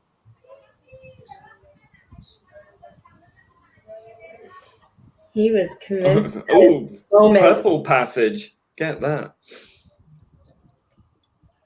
Have you ever seen the movie? Was it Hail Caesar? No. It's got the guy in it who played Han Solo, but he's like they put him in like this 1940s movie. He was like this. His character is like this cowboy and does like all the stunt stuff. And they would have put him in this this non-cowboy movie, and so they keep giving him lines and he can't say anything. And so I imagine it'd be very similar to this. Oh god. I've seen something like that. Yeah, it's exactly what it is. Did he do a physical gulp? Like, what? Yeah. Oh, Perry's face. I'm here for you, man.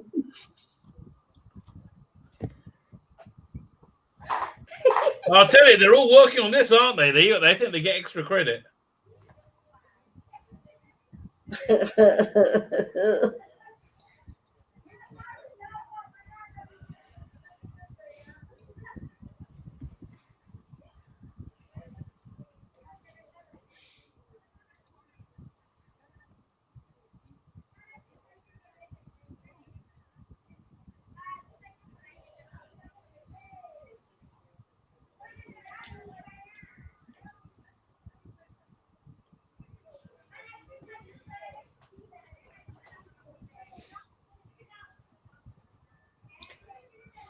Jeez. Oh.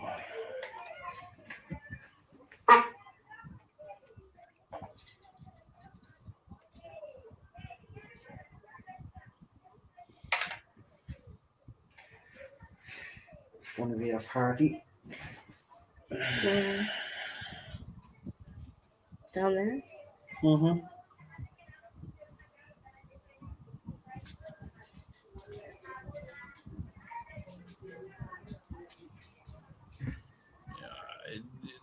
That's for me worse than Matchings Perry. Come on, get a grip.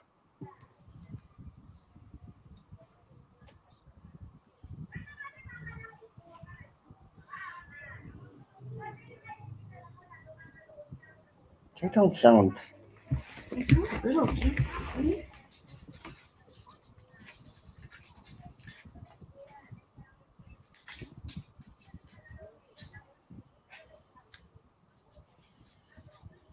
Like, how did he get hired? Oh my god! Every line he said. Brilliant. Okay, if they did a special edition of this, they should mat over a real actor onto him. Jason's talking like So he's got a bad. mouthful of water or food or something. Okay, I got to look up his career. I'm intrigued. I'm sure he thought this was the moment that would propel him into superstardom. Well, yeah, not Russell, John Nathan Turner. I'm acting. Look at me acting. He reminds me of John Lovitz on Saturday Night Live. I'm a master thespian. I'm acting. Yes.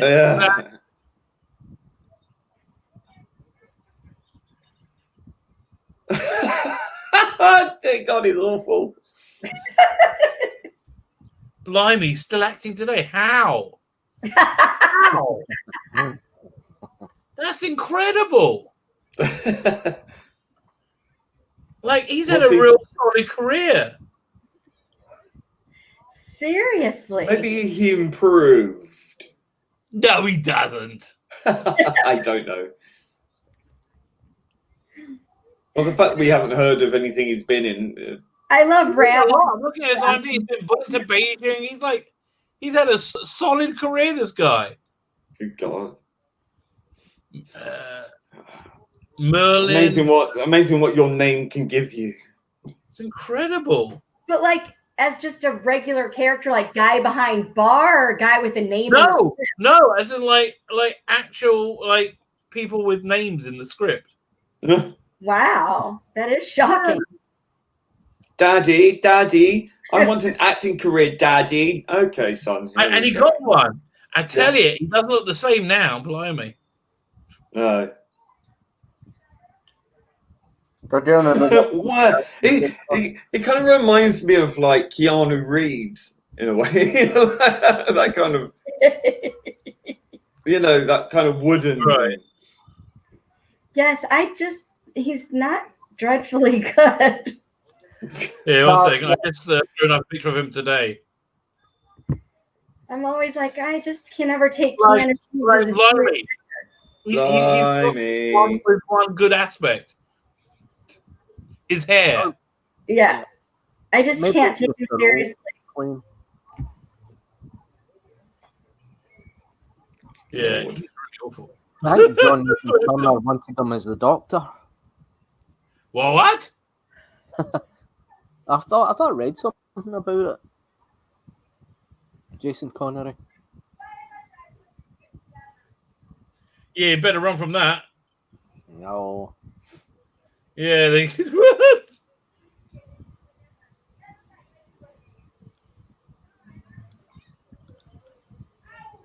I tell you, this story. I mean, like Jason Connery notwithstanding, has just dragged me along. It's a great little story.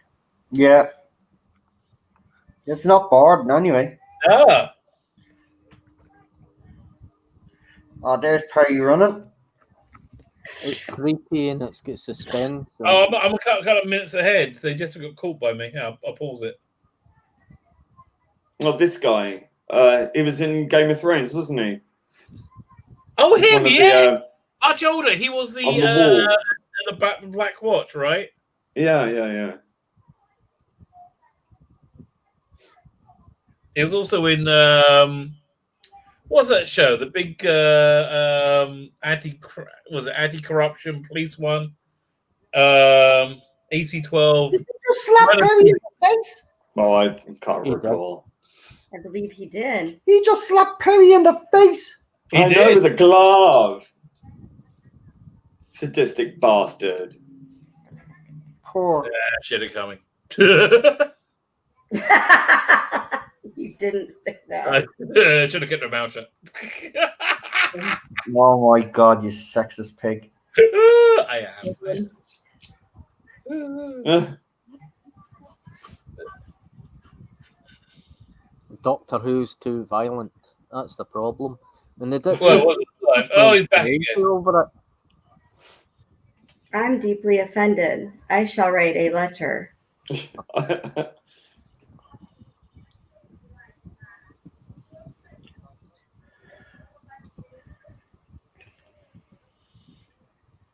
And I'll tell you ain't seen nothing yet in this episode. All right. There's episode 2 where it gets.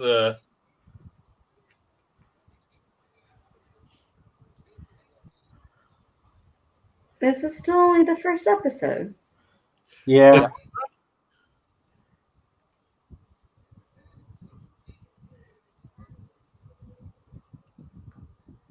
The sea pigeons are loud today.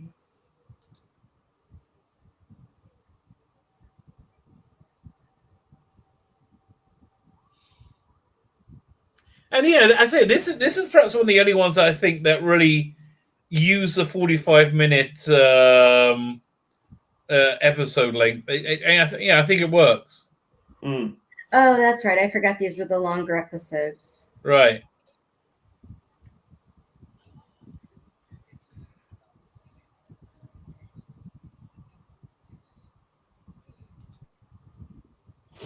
All right, I think Doctor Who would be better going back to these sort of serial things. Mm-hmm. Yeah. I don't know. I think basically the template Rusty Davis set up was pretty much perfect. Well, I don't know, because I think they just don't have enough time to really develop Yeah, but I mean, characters or the resolve the story too quickly. But I like the balance you have. You have a couple of 2-part stories which work well, and and 1-part stories. I like that they do both. Mm. There's the braces again, question mark braces. There you go.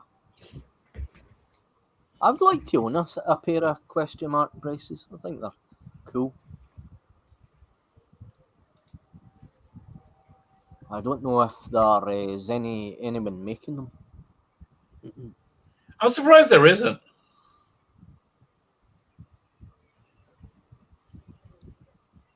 Oh, that's cruel.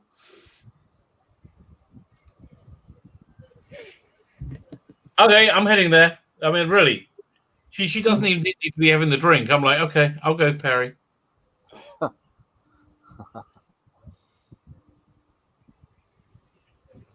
Drink, Doctor. So I just love how Sill's getting off of this so Yeah. yeah. Yeah. That's your spirit animal, Rabbi Sill. He really is, isn't he? I do very much relate to him. Well, it just shows you how demented life is on Varos. Yes, it does.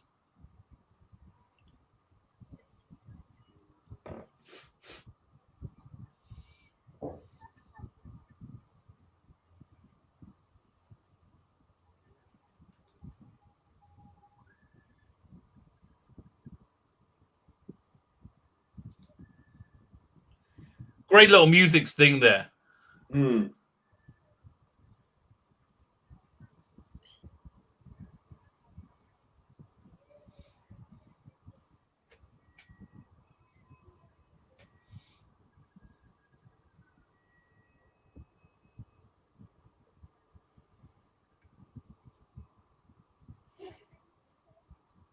Good cliffhanger. Not so good. Dead as death. Really?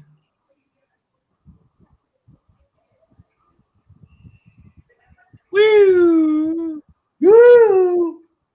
I do understand why they said it was too violent at the time. I do understand why they came to that, but I'm just enjoying it. That's good. It's one of those that really does draw you in, though, isn't it? Because I agree with you. It's got the right elements of the dramas going on. The dramas. Love a bit of the Yeah, drama. it's got a lot of the dramas. Come on, Lovey. Where's our captain? I'm here. The ship hasn't sunk. Yeah, as we all know, the captain is the last to leave a sinking ship. If the captain passes you on the way out, you ought to become the captain. Yeah, that's it. So that's what I will do. I'll just be like, you know, if I had been on Titanic, this is what I would have done, right? I'd say, listen, lads, I already know what's gonna happen. I'll say, listen, you're the captain, I resign. Yeah. I want you to put me, see that lifeboat there? I want you to stop the ship, put me on the lifeboat and carry on these our journey. Minutes bodies are gonna hit an iceberg, so fuck yous. Yeah. It's like when I used to work at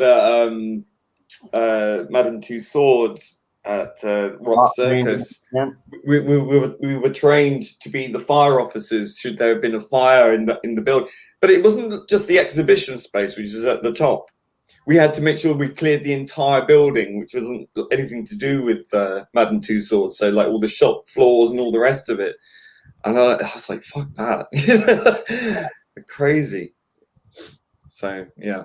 I mean, we had to operate this revolve. You know, you had the sort of robot show, and you had like in 3 segments, and you had this revolve thing which the audience sat on, and you had the robot show.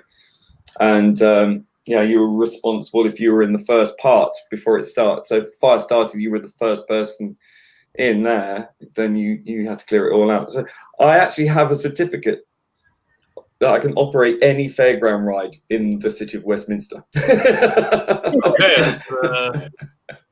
Not that I've ever received a piece of paper, but that's apparently true. You get a side gig if you need it, right? Yeah, right. Yeah. If they decide to have a big circus thing in the middle of Piccadilly Circus. Yeah. A global pandemic circus. Yeah. Count me in. Qualified. Loads of clowns. I remember when I left that horrible job. It was only like a summer job. It was like one of my earliest jobs, and I went back because I heard stories that people kept trying to nick the Bono sunglasses, and I really wanted the pair of Bono sunglasses. So I went back with a friend with a cheap pair of copies, and we were going to swap them over. And I was followed around by the manager, who was following me around, looking very suspiciously at me. And I waited for my moment. I went to take the glasses off the head, and the head nearly came off in my hand. So it was just like, oh, get out of here! We liked it. I know. What's it? Last time I was in Madame Tussauds was about 5 years ago in London, and they had the big superhero exhibition. They had like all the movie superheroes. And they had the Fantastic Four there with Jessica Alba being, Mrs. Fantastic. What was it? Sue Storm. So I asked the person, I was there with my son. So I asked the person working there, said, how many people come by here and like give her a feel? All right, how many people do that? Because that would interest me. I'm like, I'm not doing this in front of myself, but I imagine. And she told me most people just steal the Fantastic Four badge. Well, a lot of people do. Check out Jessica Alba. As Miss as Sue Storm. Sue Richards, isn't it? Sue Richards. Well, Sue Storm, originally. Oh. Super John, what's your thoughts on the episode so far? Well, I think it's a thrilling episode. I think it's probably one of Colin Baker's best. Yeah, I can't disagree. I think you're absolutely right. Yeah, I think Jason Connery is not there for his acting chops. Yeah. He's there for a bit of male eye candy and being blonde and chiseled and breathy. He's very good at being breathy. Yeah, he's very good at doing the breath. I haven't run anywhere, but I've got to deliver something that sounds really important. It's just silly. Peter Davison like that, out of breath all the time? Sometimes, yeah, I think he was a bit like that. Yeah. I think that's sort of a quite a common thing amongst certain actors, that they think in order to deliver a line of either urgency or drama purposes, they have to kind of be a bit, dramatic. It just comes across like you've got probably a bit of asthma or something. So William Shatner's being a legend again on Twitter. Yeah, I saw. So basically, someone called him a cis male, and he doesn't want to be basically identified. He doesn't believe in all of that. So he basically said, someone says, this was the reply, Mr. Shatner, sir, please stop with the transphobia. As a cis man, it's not your place to tell trans folks what is and is not offensive. Please listen respectfully or just don't reply to the couple of people you feel are being mean. Star Trek is pro-trans rights. LLAP, whatever that means. It's more letters. Live long and prosper means live long and But prosper. this is his reply. Really live long and prosper. Oh, is it? All right. I didn't know that. You're that was bad the- at it. You're bad at No, these things. because you write live long and prosper. You don't write LL whatever, right? You're If you're very not gonna bad. write You're it, bad then at being. You're bad at if you're not detective gonna write it, lingo. don't write it. Simple. You're bad at His detective response is this anyway. Amazing how I'm the bully when she responded to me. Also, why bring up skin color as the fact is trans? Does that make her different, or are there different rules of engagement to respond to her? Seems like all you are doing is trying to put a victim label on a bully. So he's basically reversed it. So basically, the person that called him out, he's basically said, well, The man's in his 90s, for fuck's sake. Leave him alone. Go away and pick on someone else, you fuckwits. But you know, he's absolutely right. Yeah, can't disagree at all. Listen, I got this letter I just pulled up, which I wrote to Nicola Bryant. Right, I'll throw it there. Let me know if you think she'll respond. Okay, I wrote via her website. This is a real letter. It says, "Dear Nicola, I'm sure you get lots of fan mail like this. I was 13 when you first appeared on Doctor Who, God, and being a young, reasonably healthy male, and you being a simply stunning woman, stunning in capitals, squeezed into spandex, you made quite an impression on my young mind. oh my God. Quite frankly, you've been there ever since. Regardless, being very happily married, for coming up for 25 years and a father of 4 mostly grown children. I have a Doctor Who YouTube channel, and this is often, in capitals, a topic of conversation, and you are often a topic of conversation, especially when we have panel discussions of the stories you appear in. In fact, it's become a bit of an ongoing trope, and my viewers have been doggedly asking me to get in contact with you.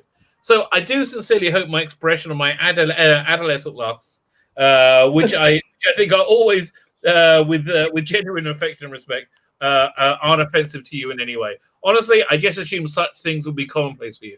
I mean, you were on national TV, so there must be simply millions of men like me, fast approaching their 50s, who you held transfixed to our TV screens. With that, admittedly, very creepy introduction, I just love to invite you to my channel to talk about your career, life, and pretty much anything else that's important to you. I'm more than happy for you to have approval on the video before it's posted, and I'm sure my viewers would only be too happy to support whatever causes or charities you would like to highlight. Do you think? Okay, what do you reckon her reaction would be to that? I've sent it. Not another one. I'm saying nothing. All I'll say is that there's a saying that we have here in Ireland, and it's basically God loves a trier. I think we should put it to the chat. Should Rabbi send that or not send it? It's already sent. In fairness, though, we get your humor, yeah. So it's funny to us. If she watched your live streams, if she actually watched your live streams, she'd get your humor, and then maybe that letter that you sent her, she'd be okay with it. But she probably took one look at it and said, that another one. They put it in the weirdo file. You're black marked now. She has you blacklisted. Really? Because I bet this is not like. I just thought, let's be open and honest about this. You were, you came along in spandex at the wrong time. Oh, Jesus! It just happened. I didn't. Say that to her, though. What? Why not? No. She knows. Look, she knows. I know it. We all know it. Look, listen, I'm not going to be like, yeah, listen, you're in my spank bank, baby, but clearly. Oh, my God. Clearly, when she's there. Well, when did you send it? A couple of days ago. Right. Well, we'll give it a week, see what happens. Yeah, see what happens. But okay, if she doesn't respond to you, you gotta respond with a broken heart one if she doesn't. No. But okay, everyone in the chat, go to Nicola Bryant's Twitter and tell her to come and get in contact with the rabbi. Okay. Yeah, do that. Yeah, I dare you all. Why not? Come on, just say, listen. He's a bit naughty. He can be a bit naughty, but he's okay. Tongue in cheek is the right word for it. I wouldn't mind her tongue going in my cheek, but you just can't help yourself, can you? Is there any other animals you shit on? Well, I don't like to kiss them. The fact that you went, let me. There was a reason why Flossie, the old English sheepdog, had to have all his fur shaved off, but I can't tell you that. Right. Don't, because just in case it is upsetting. Well, it was upsetting to the sheepdog, I'm sure. So that was the mammal. Let's talk about Eric, the obliging iguana. Let's hope she doesn't have a tortoise. Oh my God! Stop. Maybe it wasn't a tortoise. It was a turtle. Well, maybe shit was so massive it grew legs in the head. And I mean, listen. Okay, Nicola Bryce is really into like animal protection. I think as most people are, Yeah. Not after hearing this story. Yeah, don't ever tell her that story. Never look at you the right. Don't get me off. By the way, Get me off. I know you're a big rights activist, but just to let you know, when I was in my 20s, I shit on a turtle. Well, it wasn't intentional. It just just the way things played out. Look, we've all been there. We've all had a pint or two. Imagine though, he feels bad, right? The best part of the story is though he says he feels bad and he can't find it.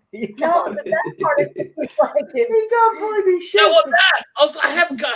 We've all been there. No, we haven't all been there. Actually, how many have done what Rabbi's done? Yeah, let's hear it in the chat. I'm not saying shitting on the tortoise. I'm going to be right back. I need to get a cup of tea. Hold on a minute. Right, well, you hurry up now because I will. I'll be as quick as I can. You're getting the bit,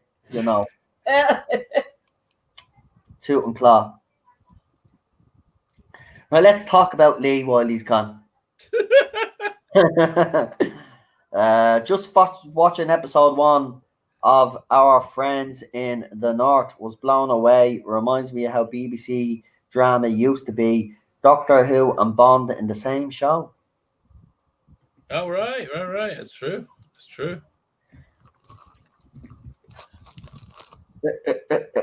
Anybody want to add something while you have a chance to talk?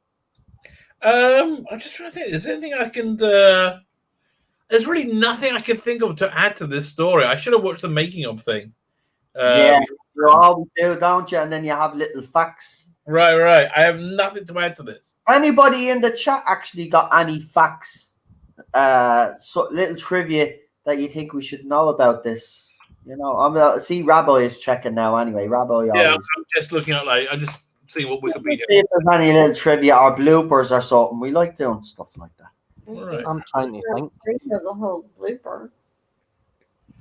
Okay, so this production was written as a replacement for the Song of the Space Whale, which was later produced by Big Finish, which was a Pat Mills story. Pat Mills from 2000 AD,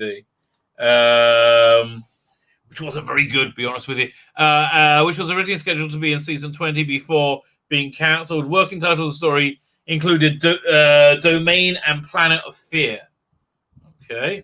Fine. I think Vengeance on Varos is probably the best one. Although, who's getting Vengeance? I don't... Okay, the story was first written for the 1982 season, but was repeatedly pushed back and rewritten in its final draft.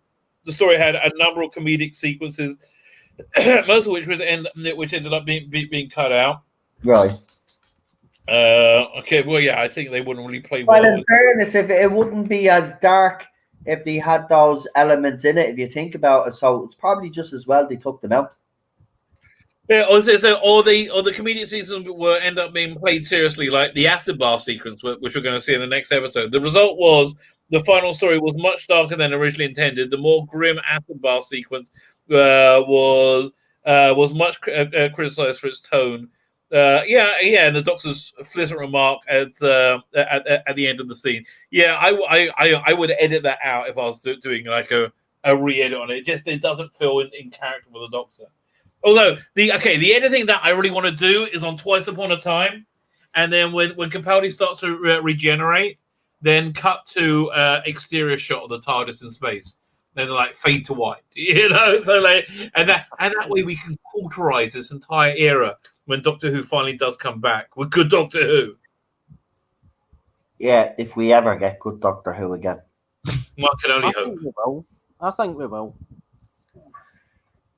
We'll see. Try to not be so defeated. Well, there has to be a regime change for it. No, but that's the reality of the situation. Everybody knows I'm just saying it because nobody else will say it. Just once try to be a ray of friggin' sunshine. But until there's a regime change at the BBC, i.e. Piers Wenger and all of the board of directors gone, they're going to go in the same direction that they're going in. So it doesn't matter who they get in. There's going to be woke trash involved. The question is, how long can they fail for? How long can they keep failing and keep in the same direction? Well, I don't know. Think about it. Ghostbusters 2016. That was out in 2016, and that bombed hard. And they're still making the same shit since 2016. Right. How many years is that now? 16, 17, 18, 19, 20. 4 years they've been going down this route and losing money. Captain Marvel, Star Wars, Star Trek. Doctor Who. Oh, by the way, I just finished listening to Lovecraft, the Lovecraft Invasion, Big Finish's new one with Colin Baker. Not a bad story, but again, they push their religion where they bring there's a woman in it from the future who's a bounty hunter. Who they keep saying, in the future we're all trans everything, transsexual, trans. Well, it's a transhumanist thing, isn't it? That's what they want. The elites want a transhuman thing. That's your crazy religion, That don't stop forcing it on us. Apparently, the Matrix, isn't it? The Matrix is that's so stupid. That was not a allegory at all. Yeah, I know it's not. I've been having this debate on Twitter, and it's just like piling in now. And I'm just like, and then they go, and it's a gay cis man, so it's even worse. Oh my god! It's like, fuck off, you homophobe. The writer has actually killed me from watching Matrix 4. So well done. I'll be watching your shitty movie now. Actually, to think about it anyway, the sequels are shit anyway. So like the best one was the fourth one, and was always the fourth one, and the rest were shit. So we don't want the fourth one. I wouldn't call them shit. I would call them overlong. But there's a lot in the sequels that I really enjoyed. Yeah. Okay. I like the whole Battle of Zion. I thought that weird dance bit. Okay, most of the shit stuff happens in the first half hour of the second one. That first half hour, when Neo is fighting the three agents, that's when it picks up.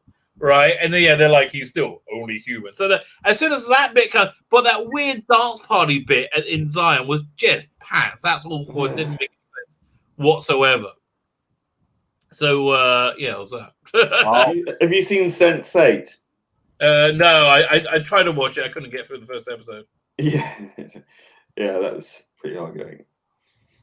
So it looks like 3 counties in Ireland have locked down again. So we're back. That's like old news. Yeah, but like it's all over Twitter. When did you just come? Yeah, it doesn't matter. I get me news off Twitter, so put it out. I'm only finding out now. Well, anyway, so it looks like, as I said September. I'm on course to my prediction. I said that we'd all be back in lockdown by September, and I'm sticking to that. We will be, because they opened up too soon. I know there are people out there that, that have jobs and stuff like that and businesses, and I do feel sorry for them. I really do. But at the end of the day, if it's happening in Europe, Spain's numbers have jumped again, in Italy. And I think we're heading back to lockdowns as well. So I mean, look, I think we opened up too early, to be honest with you. There was just, people were just sick and tired of being in lockdown, and because of the summer didn't help either. And people just got restless, and people were breaking the rules, and then the governments then just decided, well, people are going to keep breaking the rules. Let's just ease the lockdown. And that's why they did it, because they didn't want people, because they can't force people to stay in their homes, which you can't. But at the end of the day, there's a look, this doesn't go away until there's a vaccine. Simple as that. So. Yeah, but that can take like a decade. Yeah, I know it could, but this is the thing, Lee, right? We're going to keep going. We're going to keep looking.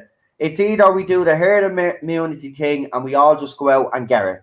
And then, well, that's what they did in Sweden, and they've got the lowest rate of infection. I have a problem with that. People that have underlying medical conditions that don't have it are probably going to end up dying, right? So to me, well, I'm one of them because I've got asthma. It's not worth doing this herd immunity thing, right? So we just have to go back into lockdown. It's as simple as that. Yeah, I think you're probably right. Yeah. You try convince a person to go and deliberately get coronavirus. It's not going to happen. They had some coronavirus parties. They're idiots, right? I wouldn't go to a coronavirus party. I'm trying to avoid getting it at all costs. I don't want it. I probably already had it. I don't know, but I don't even want to get it. Right? I don't want to have it. Right? I shouldn't have to fucking. You know what I mean? This is people say, it's like the cold and flu. It's not. I'm sorry. You can keep saying that these are blue in the face. It's not. Right? And just because the numbers in, and this is what annoys me about people that are like, I don't want to wear a mask and this, that, and the other, and they're giving out that the numbers are not high enough. So because there's not enough human beings dead, justifies you all coming out of lockdown. There's still one too many people died from this, and I don't think you get it. So it's all well and good you all saying, I'm going to wear a mask and you're not going to do this, that, and the other. Fair enough. You send your kids to school. You go and walk on the front fucking line then, right? And leave the rest of us to do what we want to do, right? It's as simple as that. I'm sick of people moaning about wearing masks. If you're asked in the shop to wear a mask, wear the fucking mask and stop being a selfish cunt. Sorry, but I don't want to die. I said this a few months back. I'm going to tell you, so I don't want to die. So stop being a selfish twat. There's a fucking pandemic out there, and it won't go away until we get a vaccine, if ever. And if we don't get a vaccine, the most we can hope for is that there's remedies like they give you for a cold and a flu. It's not a cure, but it'll help you get through it, right? That's the best we can hope for. And everybody is pinning their hopes, right? And I'm just going to smash this out of the water now. These are all pinning our hopes on a vaccine coming Christmas, right? Because a couple of politicians and a couple of the experts have said there will not be a vaccine by Christmas or a vaccine by the new year. It's impossible because it takes like a decade to get a fully tested, fully approved, safe vaccine. Takes at least a decade. They're fast-tracking this anyway, though, Lee, but it's still going to take 2 or 3 years. So you all need to get with the reality of the situation, right? The more we keep going out, and the more... And listen, I get it. I loved being out today, right? But the problem is that we're going to keep... It's going to be to keep being the same process over and over again because we came out of lockdown too early. If we had stuck at it until the end of this year, I'm telling you, I know it's a bit long, but I said we'd have to be in lockdown till at least Christmas, right? If we had done that, I say we would have been safe enough to come out of lockdown. We came out of lockdown too quick. And I can understand it to a certain extent because businesses are collapsing and people that have businesses, they need to work. I understand all that. You don't want the economy to collapse. But at the end of the day, you know, this second wave, right? Because people are saying if there's a second wave. There's not if there's a second wave. There will be a second wave. There'll be a third wave. There'll be a fourth wave. There'll be waves and waves of this until we get a vaccine. Simple. So cop onto ourselves. You are asked to wear a mask in the shop. Wear it for the 5 minutes that you're in the fucking shop. And then you can take it off you then when you get outside. That's what I do anyway. Right? It's as simple as that. It's about protecting people and protecting yourself. You know, I think people just need a common sense approach. It always starts in America. You know, some governor or mayor will come out and say it's mandatory to wear a mask. And then what happens is then those lunatics in America, they're, oh, you're not going to tell me to wear a mask, right? But then the rest of the world listens to them, right? People in Ireland are listening to them. People in England are listening to them. And then what happens? I'm not wearing a mask. It's against my rights. You can't make me wear a mask. The mask is the new bleed, blah, blah, blah, blah, or whatever it is. Shut the hell up, right? Doctors and nurses wear them all the bleeding time. You don't hear them complaining. So shut the fuck. Sick of it. Right, I'm done. I'm not going to argue with you there. I guess. No. But I do feel sorry because I want to say this because there's a few people that we do follow. For example, Gary, his wife's business has gone to shit. They've had to move, right? I feel his pain and I get it. You know what I mean? And I have to say, in his state, they were wrong to tell them that they were going to open back up again. And then as soon as they get ready to open back up again, they lock the bleeding place back down again. That was unfair. That was after all the adjustments that she made to our hairdresser to get it within line to the new regulations. They then decide that they're not open. Yeah, it's all that toing and throwing. It's stick to a plan, you know. And I can understand their frustration, but at the end of the day, as I said, you know, they're moving now. They should probably get hopefully should be able to get our business back up again. And yes, this pandemic is an inconvenience, but it's going to be an inconvenience until there's a cure.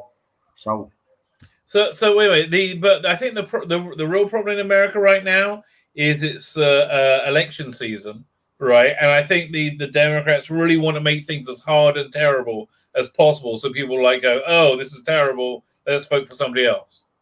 I don't care who they vote in because at this stage, if you look at it, Americans, right? And I'm Irish, so I'm looking at it from the outside, right? But if I was an American citizen and I had a choice between Donald Trump and Joe Biden, I'd be very disappointed as an American. They don't have great choices, let's be honest.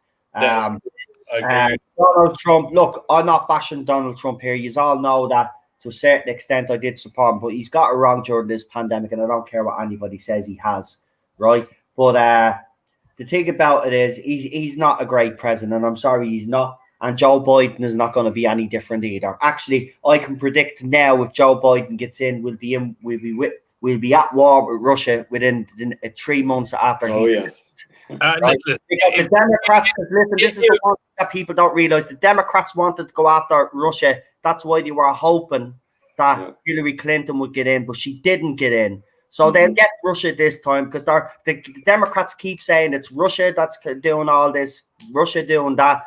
And Russia, you know what I mean? Brzezinski, the guy behind them, really, that was, I mean, he's dead now, but Brzezinski was... I just threw this up. Check this out. Change this out completely. This is a 3D printed 8th Doctor console. Wow. Who made that? Alan Mackles. Nice. Is this a toy that you can buy? Or no, he 3D printed it. You can download the file to print it yourself. Oh, it's made in scale. You can just see the 12th Doctor 5-inch figure. It's made in scale with it. Wow. It's awesome looking. I've always liked his console. That's always been my favorite. I was going to say but it's very cool. Very cool. I bet the maybe he does commissions. What? Maybe he does commissions. Yeah, I hope so. Yeah, Daniel wants that. Daniel, I think you like it. We all bloody want it now, to be honest. It's lovely. That is not. Oh, look at that. That's even a better photo. Yeah, that's fantastic. There's a lot of effort gone into that, you can tell. I tell you, the 3D printer stuff people do, it's freaking awesome. There's a Doctor Who 3D printing Facebook group, and people are always throwing their stuff up. Wow. Yeah, they probably wouldn't let me in. Sure, I did try join some Facebook groups, and even before I get a chance to answer the questions, I never get in. I've gotten that reputation now. Sure, even in one of the groups that I'm in, I was told by one of the moderators in the group that, I'm just letting you know that some of your posts won't be allowed on the page. Oh, that's why I got rid of them all. I left as soon as I got death threats and ushered out by not only the mod but the owner of the group. Yeah, on Facebook. I just removed myself from all of them. I was like, fuck this. Yeah, they want me out. I'm gone. But you ever notice the groups that you join? they've all got the same kind of moderators and, Yes. and the Go same. look at their pages. It's all like, you know, Trump, Bernie Sanders. I hate Trump. It's always. Not only that, it's like they've got 60,000 second. I do wonder how these pages, Facebook groups, end up with the amount of followers that they have, because they're not really that active. If it wasn't for, say, me putting videos up in some of the groups that I'm in, the groups would be dead now. Exactly. We're like the major content creators for them. And then they have the cheek. And I said to the admin, I says, well, listen, I says, what happened to having a different opinion? Well, you might upset people in the group. I says, God, fuck off. I just said, listen, but I don't care.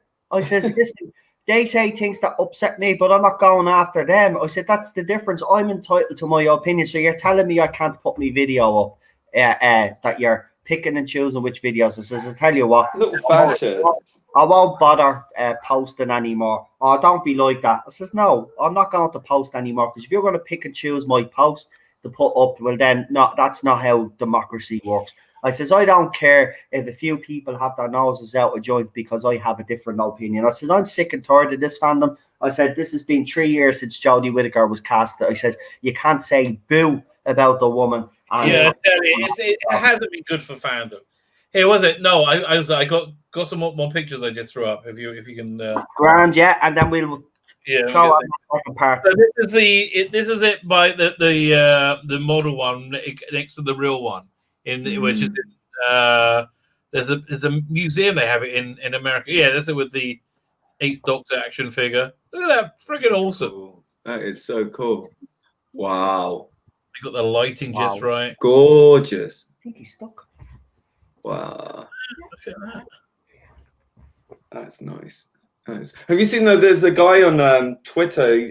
He's got a YouTube channel. He's actually building the Capaldi TARDIS set from scratch. He's I'll have to look that up and find the link for that. But it's so spot on. I have to say, it's all lit up. It's got all the little roundels all lit up. Man. It's so I love this 3D printing group. Don't mind Ted. He's just being a bit of a loony. Let me have a look for it. See if I can find it. What else they got there? See, guys, look at that. This is the type of Doctor Who. These are Doctor Who fans. See, this is what it's all about. You know what I mean? Like, look at the dedication. He was crying for his ball back. Yeah, these are nice ones. I know I thought it was stuck, or he was stuck, and then he just started barking. No, he wanted you to get his ball. Someone said, invite Mrs. Tardazone onto your stream as a guest with her own, and Mike can't really hear what she's saying when she shares with you. Yeah, Cheryl has a kind of a low voice anyway, because sometimes she'll say something to me and I'll say, Cheryl, speak up. She'll say it again. I'll be like, Cheryl, speak up. Like, she's got one of those. She was a school teacher, so she's got that kind of school teacher voice where it's, you know, because she was still teaching kids with special needs, so she's very quiet when she speaks. These are cool. These yeah, that's lovely as well. Again, it just goes to show you the dedication and the hard work from some of these fans. These are Doctor Who fans. Look at that. Wow. I'm going to send you the link. I don't know how you do the share. Oh, yeah, share screen.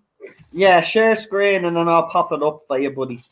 Okay. So this is the console room that they didn't have. He hasn't finished it yet because he's got a thing underneath.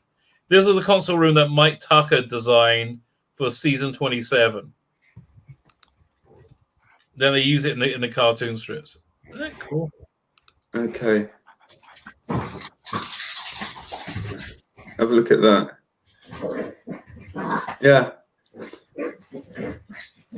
Oh, it says browser can't access your screen. Try capturing a different. Oh, crying out loud. What? We haven't even gotten to part 2. Oh no, it's only part. There's only 2 parts in it. Oh, I thought it was a 4-part. No, the Colin Bakers. There were 2. There were a 45-minute an episode, weren't they? Might let me do it for some reason. Yeah, so it was the format that we're used to. I know why you won't let me do it. It's because it's I was like, I'm using two different browsers. Oh, here. no, we will. We're going to whack it on now. I'll tell No, you it won't what, work. while you are searching for that, let's start the next episode anyway, That's yeah? a good idea. I think it's about start time. Yeah, let's start that anyway. So, Rabo, you do the countdown. Okay, let's go. We are 5, 4, 3, 2, 1. Press play now. Ba-da-dum, ba-da-dum, ba-da-dum, ba-da-dum.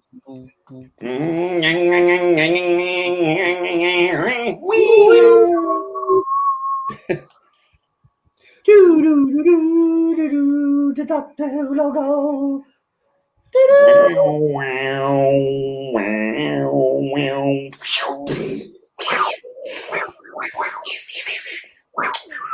This is so much better than the than what I'm watching. Doctor Who language. I tell you, this is a. I have to be honest. This is actually a story where Colin Baker doesn't annoy me playing the Doctor. Yeah. He's so good in the Big Finish stories. Though. I love listening to his stories. He would have been I think he deserved a fair crack at the whip, to be quite honest with you. But obviously he didn't get that, so we're always going to just judge him on the stuff that he produced. It is a pity because I heard they had exciting plans for him, and it sounded epic what they had planned. But well, I mean, they basically done them with Big Finish. Yeah, not so great. Actually, which of the Big Finish ones from the unmade Colin Baker series do you think were good, Rabbi? I quite liked the one with the Celestial Toy Maker. I didn't like that one. That's the only one. Hey, let me look it up. Let me go to their website. The one in Blackpool. It was supposed I was a bit disappointed with that one. I mean, it felt like like it would fit into this season. Mm. Imagine an episode of the Doctor and Perry up the Blackpool Tower. Yeah, that's the one. Yeah.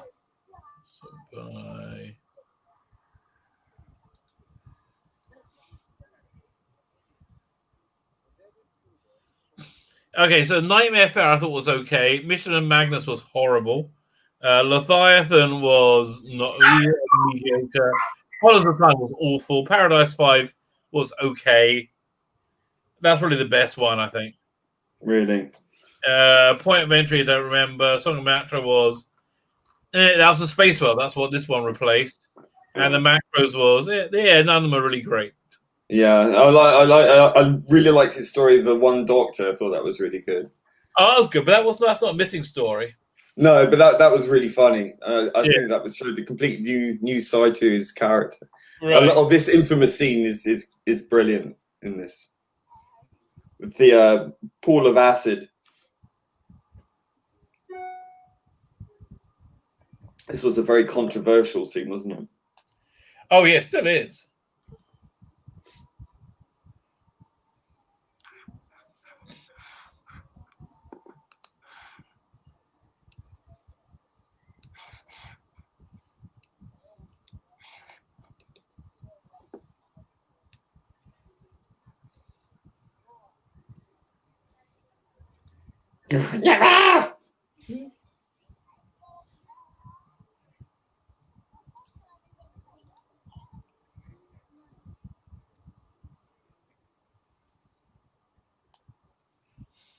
That's problematic now, calling the companion a companion. yeah. Famine's apparently, okay. Yeah.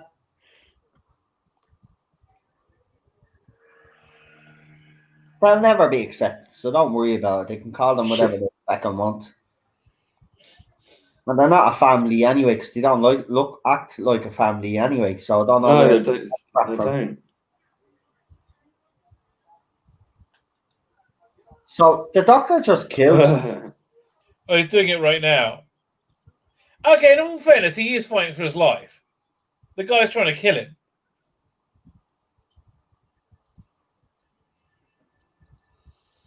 And the dog doesn't kill him, it's the other guy.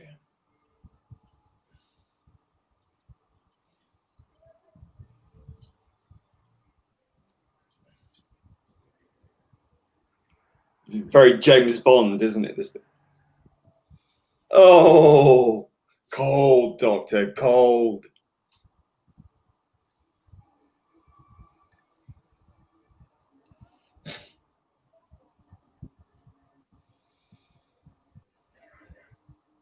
Ah.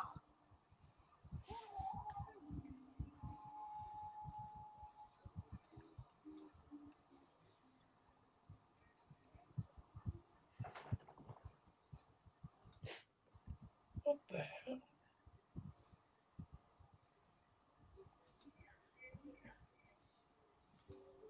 Okay, so I just want to ask about this. We have two. I'm going to show you two examples of contemporary beauty. We have Perry over here, and we have this thing I'm throwing up, which is a cover for Wonder Woman. And I think we might see what the problem is in the world. Oh, Like, what the God. hell? Oh. What? What the fuck is that? Hold on, Wonder Woman 1984. Isn't that the movie? Blunder Woman. Yeah, this looks like it. Like, why is Wonder Woman? Why is she fat? Yes. I'm sorry, but I'm gonna say it. Why is Wonder Woman fat? Because don't be. Disorder now or something? And this is an official release. That's unbelievable. So. This one here. Oh, come on, you got to be kidding. That's not one. That can't be Wonder Woman 1984. It's like Bella Emberg, isn't it? Oh, Blunder Woman. He's right. He's right. Okay, DC got this is okay. Only one word for Wonder Woman 1984. Number one by Rooster Teeth variant by Robin Eisenberg. Like, why would anybody want that cover? So here, there's new Wonder Woman 1984. Yeah, that's the weight on the scales. 1,984 pounds. It's the crazy thing. Wonder Woman is fat now. Great.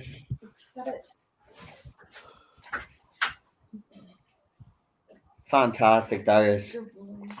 Who's gonna buy that crap? I'll buy it. You'd buy that? I don't know. I can't see anything. I can't see that part. All right. Well, she's wearing a pair of jeans. She's got like 4 legs. Why would Wonder Woman have 4 legs? Well, she doesn't. She has 2, but she's twice the woman that she used to be. So she enjoys the cake. Yeah, this Wonder Woman enjoys a bit of a cake. Yeah.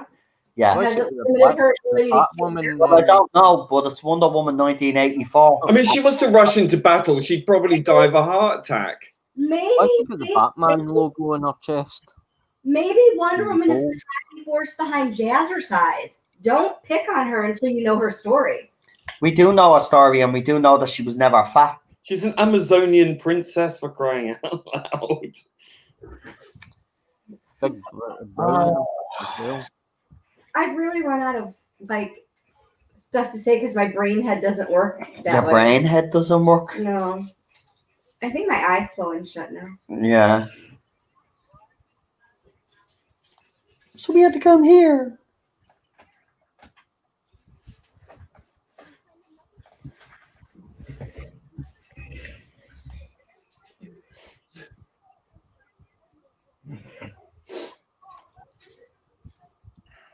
Oh, on Parler, they have a selfie Saturday where people just take photographs of themselves and throw it up. God, why? I don't know, man. All I'm seeing is just people's faces. That sounds a bit That's puerile. Probably. Like, I wouldn't even mind if there was good-looking women to look at, but there's not. And this is why you're not allowed to talk. You What? tell him, Cheryl.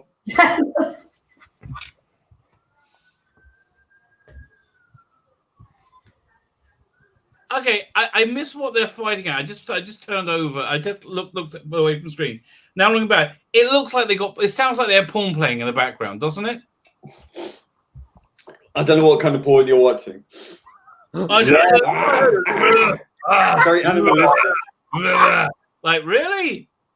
That's the most brilliant comeback. I don't know what kind of porn you're watching. Well, if that's a sound, it probably sounds like German poop porn or something. Oh, Scott, or tortoise. tortoise poo porn. porn. I was talking to my youngest son the other day about like how you know if things are getting out of control. I said, listen, if there's ever urine involved in anything, like if you ever have urine come in involved in drugs, sex, or porn, it's out of control. Okay, none of those things. That's your sign. For instance, if you crap on a tortoise, maybe that's your... Exactly. I wouldn't recommend doing that for your own gratification. Maybe you just need to. But shitting on tortoises is perfectly fine. You know, a man's got to do what a man's got to do.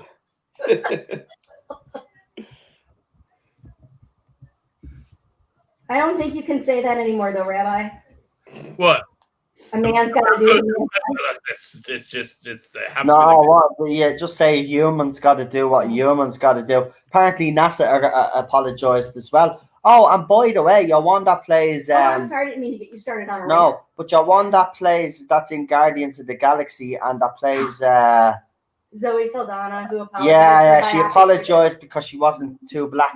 No, they put a prosthetic on her and they darkened her skin for the role. Yeah, outrageous. She wasn't. What role did she have her skin darkened for? Nina Simone, wasn't it? Yeah, I think she's she's playing a real person.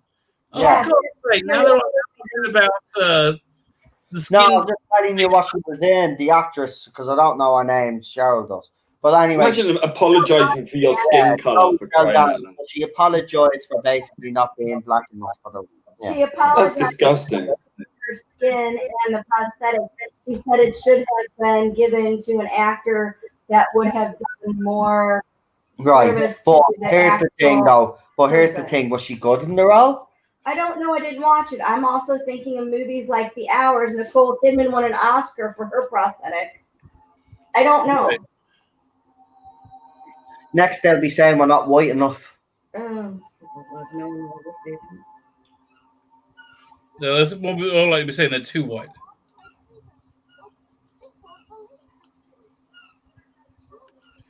Doctor. Definitely an 80s video right now. Yep. For sure. Doctor.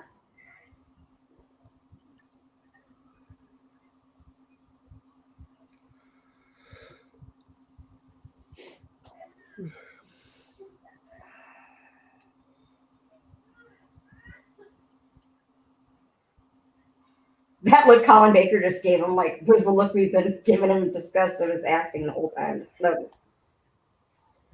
All I can say, thank God Jason Conrad's been quiet this episode. Yeah.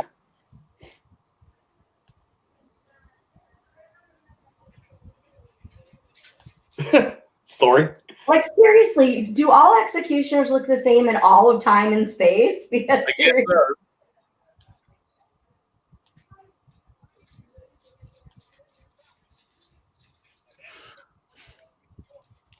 is he wearing a cat pin? Yeah, their cat badges were supposed to have been they're actually Colin Baker's own cats and made into cat badges. You know, like he brought his own ideas to the role. I can get behind that. Thank you. Yeah, no worries. Literally didn't notice that ever before. Cow. I tell you, I like his bodyguards. They're a bit dishy. Why'd you pause it? Because I'm ahead. Oh. Oh, yeah.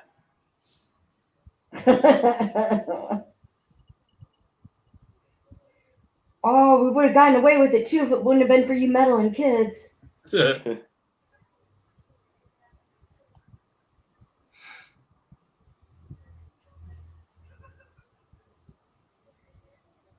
I think I read in a book that the cat badges were made from a maker in Portobello Road, London. See?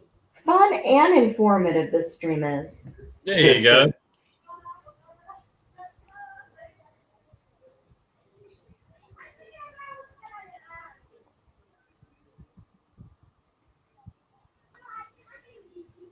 Oh, he's got a line coming up. I can feel it.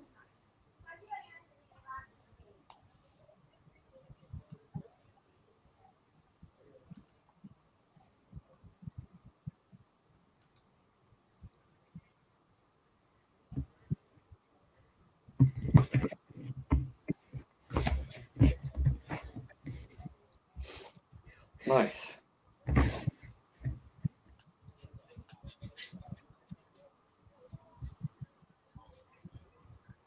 I don't think you could get away with that now. Ropes around the neck and hanging scenes. Yeah, I don't know. Honestly, you can't get away with anything, which is why everything is so boring. I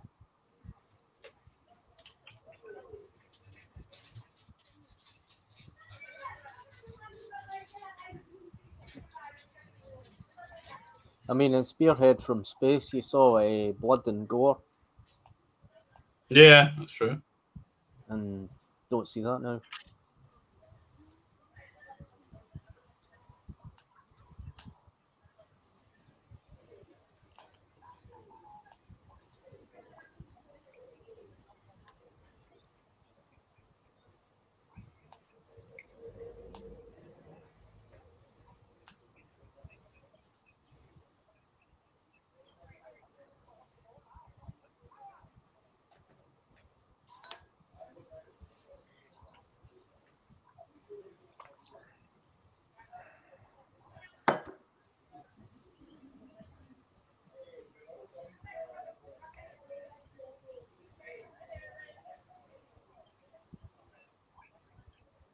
I like whoever that is. The guy with the mustache, the bald guy with the mustache. He's a pretty good villain.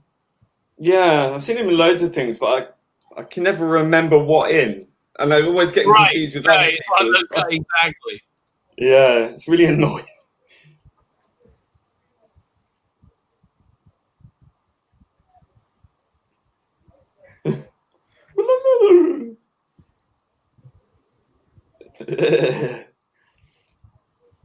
She's a good-looking bird. This one, she's a good-looking bird. Oh. Oh, don't fancy yours much.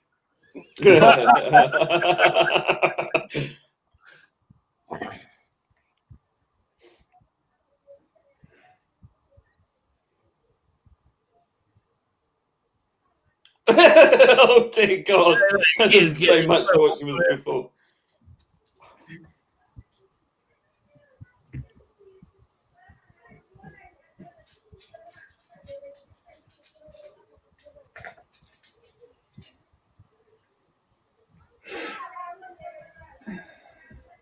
Oh God! Completely sadistic.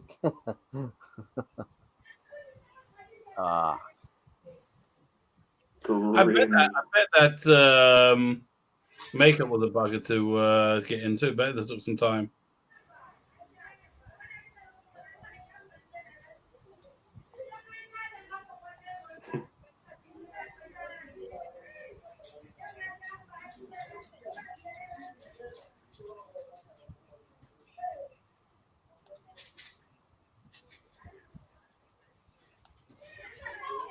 Yeah, Mr.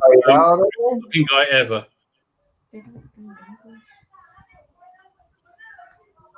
No.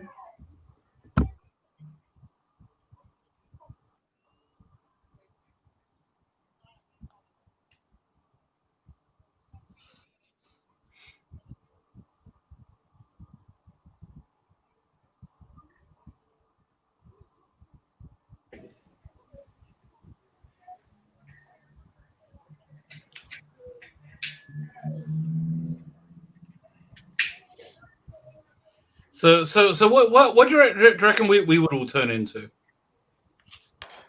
You probably turn into a tortoise. I was thinking more of Booby. Yeah, shit. I turned into a Booby and a hat. You have to repent. You see, you have to have that that arc completed. Okay. I don't know what I turn into.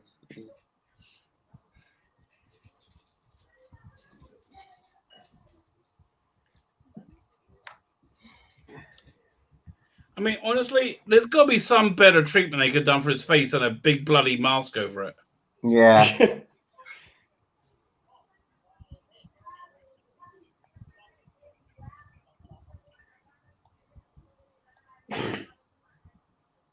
Stop it. Camp. A very camp garage set. Very camp.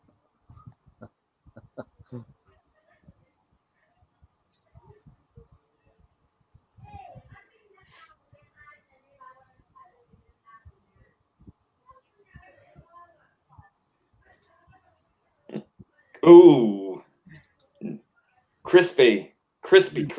Yeah, and bet the old 80s body horror. Yeah, that would be problematic now.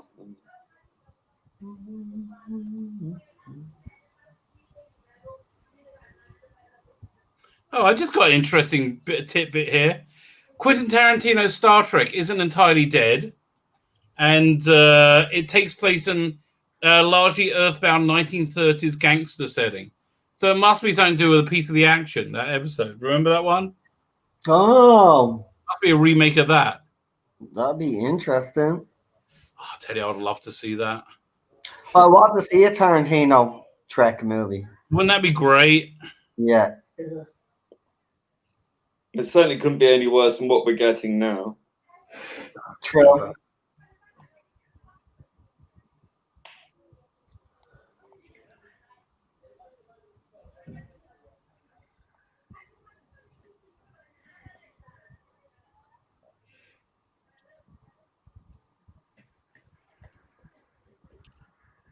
I tell you, look, we're all silent. I mean, that's how good the story is. We are just so stuck into it now.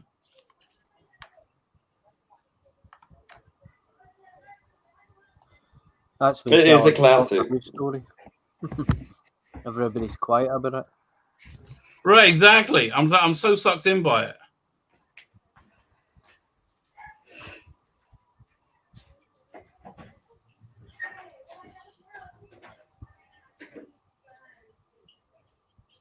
Why would they leave them there?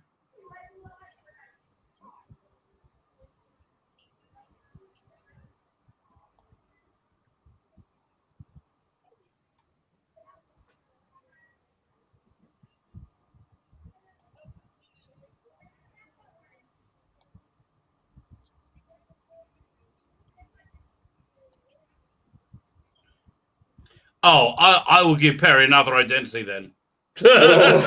You are my sex slave. Yes. Yes, you're a sex slave from the planet Eroticon 12. Oh, God. That's what I love about you, Rabbi, your piety. I tell you, I'm nearly 50. I should be over this by now. I'm nearly 50, okay? I should be, no, still as horny as ever. It's incredible. By the way, today marks 56 years since the first Doctor's adventure, The Reign of Terror. 56 years. Right. Of course, they couldn't just put a photograph on the official Doctor Who site of just William Hartnell. They had to actually put a stupid side by side with Jodie Whittaker with a stupid. Oh, God's sake. Because they just couldn't acknowledge Hartnell on his own. Well, of course. No.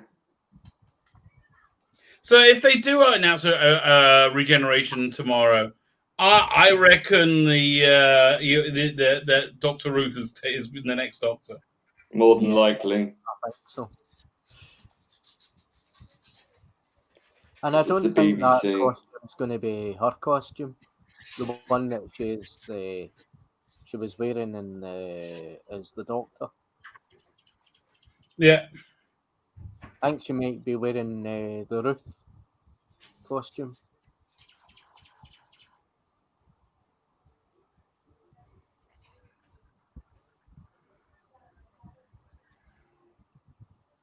Because I mean, this isn't Doctor Who anymore. It's everything frock coats, waistcoats, and smart looks.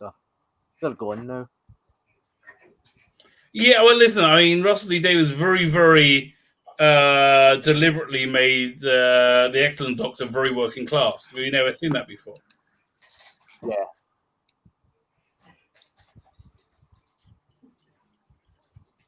And I believe it worked for the modern day audience because they connected to Eccleston straight away because his look.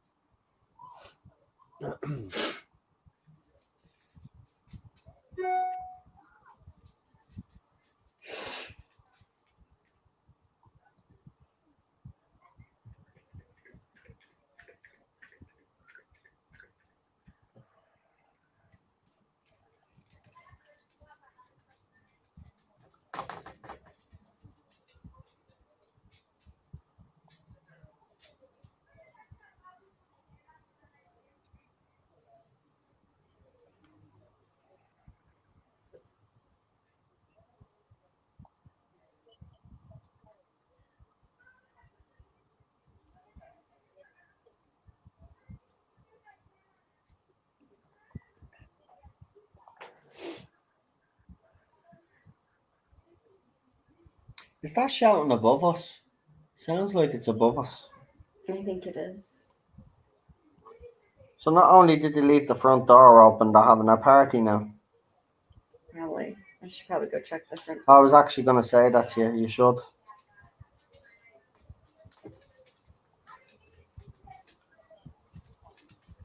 Sorry, if you can hear any noise, it's because someone's decided. Not that I have a problem with it. It's just I wish they'd go in fucking doors and have their party. Yep. Oh, chef does curry sauce now. I'm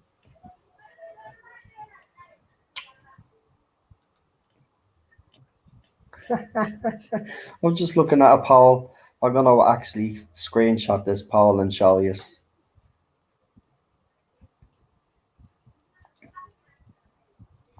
Oh, there's your man from Game of Thrones. Did someone say that earlier on? Yeah, I mean, he's not on the screen for me right now, but.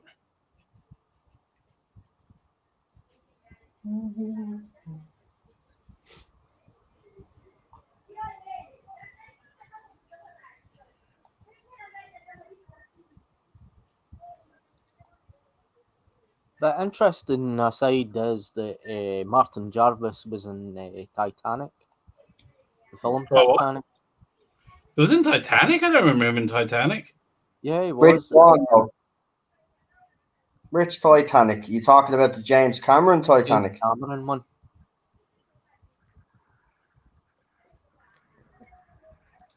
He was a first class passenger. I don't know if he was playing Guggenheim, Benjamin Guggenheim. No, I don't think so. I think it was another. I'll have to look it up. Oh yeah, that's Game of Thrones, guys. Yep.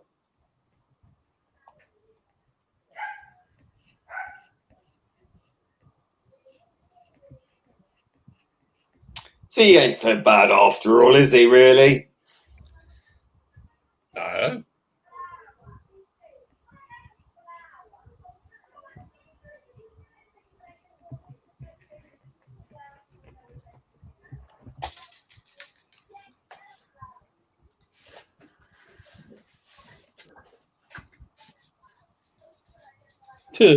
Matthew Pounder calls Dr. Ruth Dr. Struth. Dr. Strife.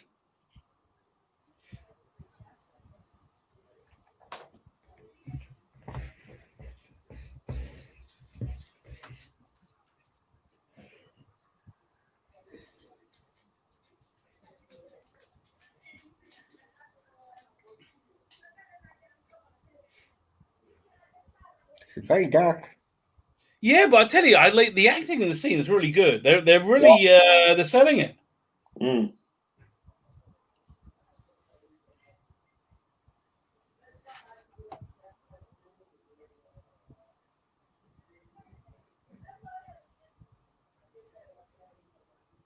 That's cheery. Yeah. What the hell? Like, what do the rehabilitators do? Doesn't sound good. It can't be that pleasant. Yeah, it's not fun. It's not funny.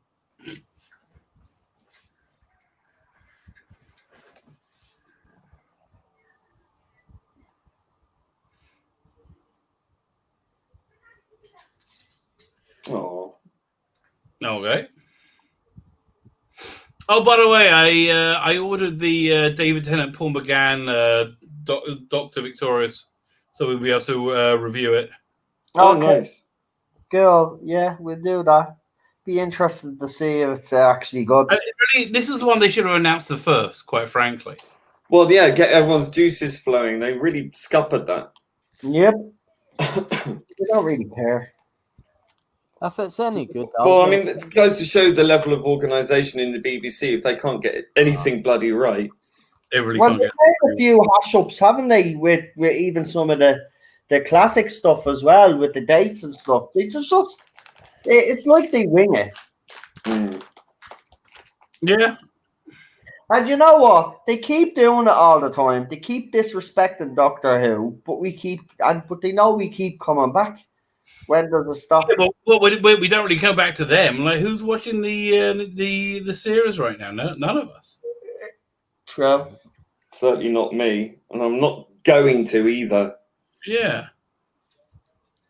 Why should I be? Why should I force myself to sit through it out of some misguided sense of loyalty? No, absolutely not. I know when I'm being patronised. I know when I'm being talked down to. I know when I'm not wanted. So fuck them. Quite honestly.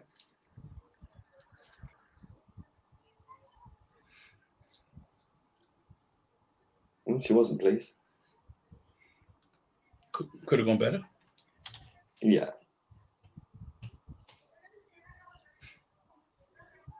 He looks strangely similar to Syl. He's coming. He's coming. He's coming. Yeah. It's like he's close.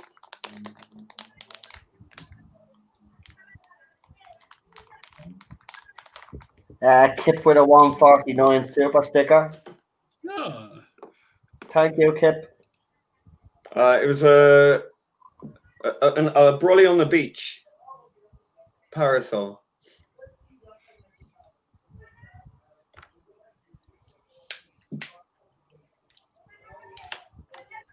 See, he came through in the end.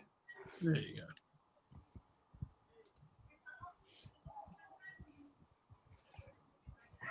go. Oh dear.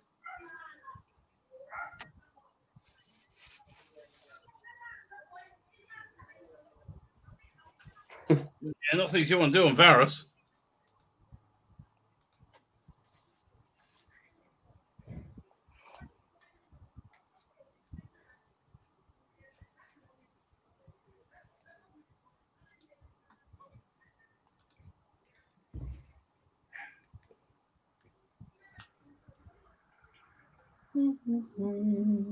You just love the sound of the clearly hollow stage.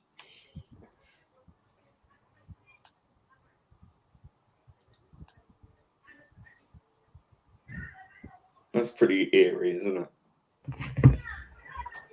Oh yeah, I like I've been on trips like that. Yeah.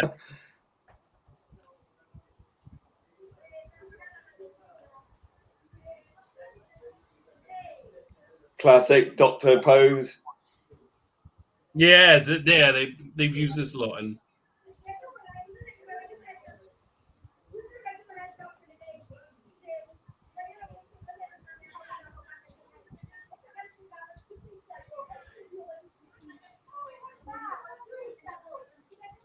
it's a bit like Nightmare, isn't it? I remember that show. Yeah. Well, that was brilliant. That was a great show. And the adventure game as well. Do you remember that? Yeah, that's on YouTube. You can find. Yeah, it was. I was looking for the one with Paul Darrow as a contestant, but it's been taken down. Really? Annoyingly, yeah. Oh, that's annoying.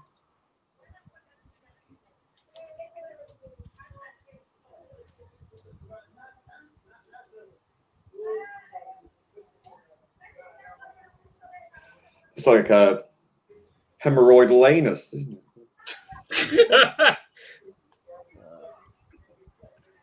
Hemorrhoidal anus. No, I'm trying to cut down. Don't Google that. It's brilliant. Probably keep it to yourself. The lighting is good in this story. I mean, it's very atmospheric, isn't it? Yeah.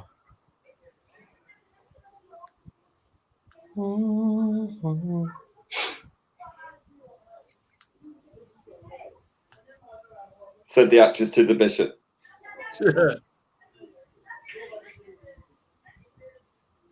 Blimey. They really needed the job, these guys. They did. Yeah, I mean, like these people really wanted to be actors.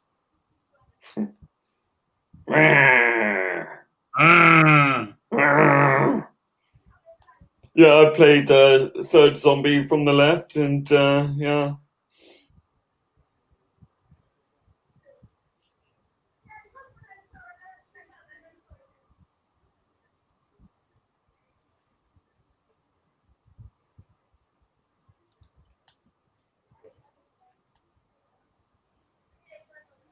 Oh, hopefully not. But give it a try there. Attach them, and if you die, you die.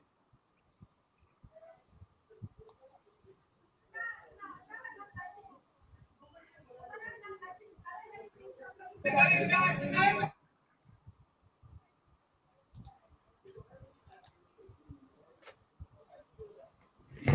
having a domestic. I think they're having a domestic. Well, not some sort of bleeding party, but they're very loud. It's the way they talk because they speak in a different language. Some nationalities are just louder than others. I'm just happen to be a loud Irishman. But even they're loud.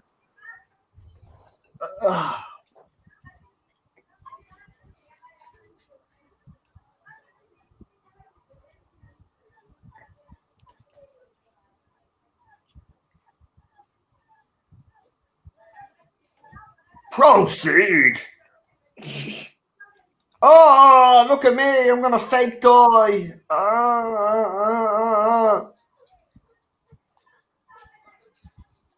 Tell you, I could have got a job back in Classic Who. You could. All you just have to do is learn facial expressions and fall awkwardly. Well, by Jason Connery's example, you didn't have to learn facial expressions.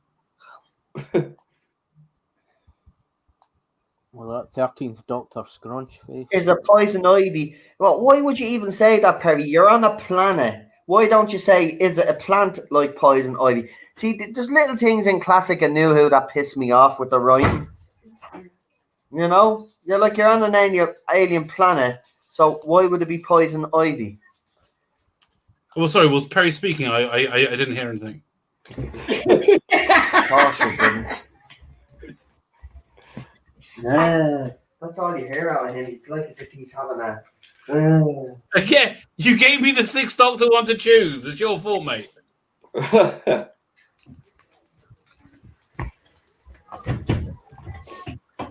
Shh. You don't need to be that fucking. By the way, somebody, I guess, got water me and fucking ripped the whole rug up and threw it to the side. Right. That's better. So it won't stay propped open now. Oh, someone's rubbing him. Look. Oh, he's getting turned on. Who are you talking about? Me or Sil? Sil is getting a. I like the two great minds think alike. Your spirit animal. Exactly.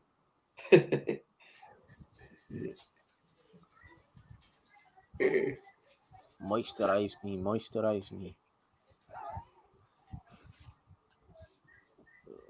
Okie dokie.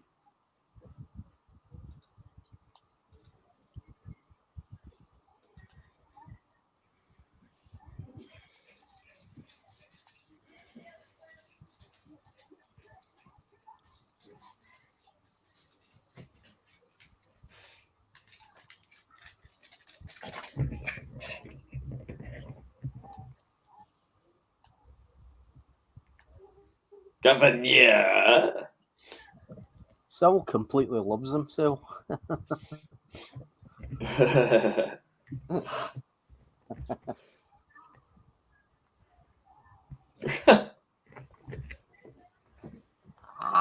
Doctor, and your revoltingly ugly assistant.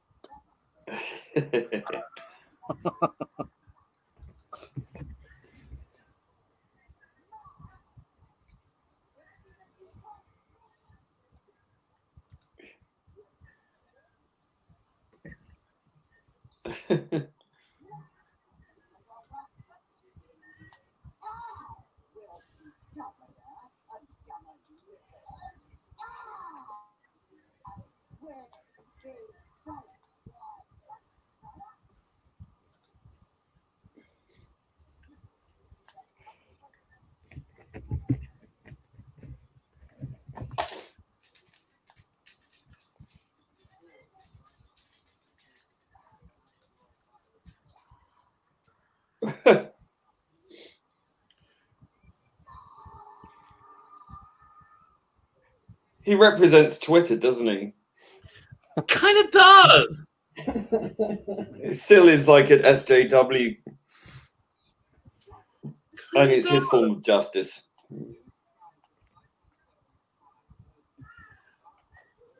Prophesized in Doctor Who a long time ago, my God. Yeah.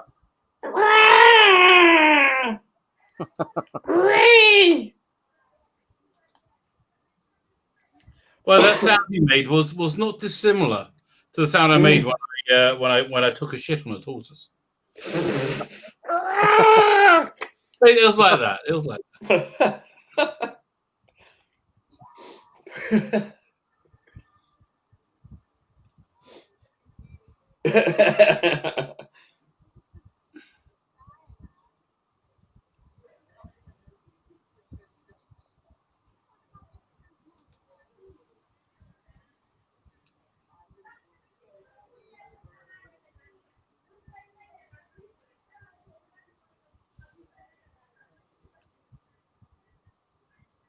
it's a great ending, this one as well.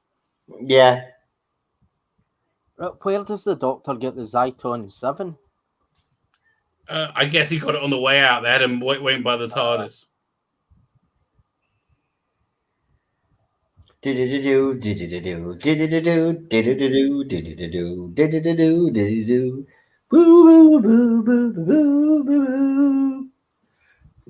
that's it. She doesn't know what to do with it. Oh, they've never had it. You know, as I said, I think I always thought that this was the most booby-rific, thought-provoking. A Doctor Who ever. And I do love Perry dearly, but I suddenly developed a liking for Clara. If you could just throw this on the screen. Oh, I see the picture already. He's going to cause controversy with this. Yeah, it's just there. So I think Carla. I think she just became a better assistant right there. I'm saying nothing because I'll get into trouble. So yeah. Whatever you're into. Blame Rabbi. Yeah. It's a religious thing, so you can't attack him for it. I didn't like her so much on screen, but now. No, I have to be honest. Jenna Coleman is a good looking woman, but that image is. That's a pretty good looking picture. Yeah, I agree with that. I've seen. Just so it's clear, this is the male gaze talking. Yeah. We're the toxic ones, I suppose. Well, it could be worse. Yeah, could be. There you go. So I think it just tied into the episode quite nicely. There you go. Just to give you a better look there. Oh, you took it off. Great. Sorry. That was Jenna Coleman there, ladies. Okay, I don't know who is, but he said Perry was a pretty wooden actress. Made me wooden, is all I can say. Yeah, boy. Right, before this descends into total chaos, use our ratings, will you? Right, Rabbi, we're starting with you because I've got a funny feeling you're going to drop another one. So, what's your rating?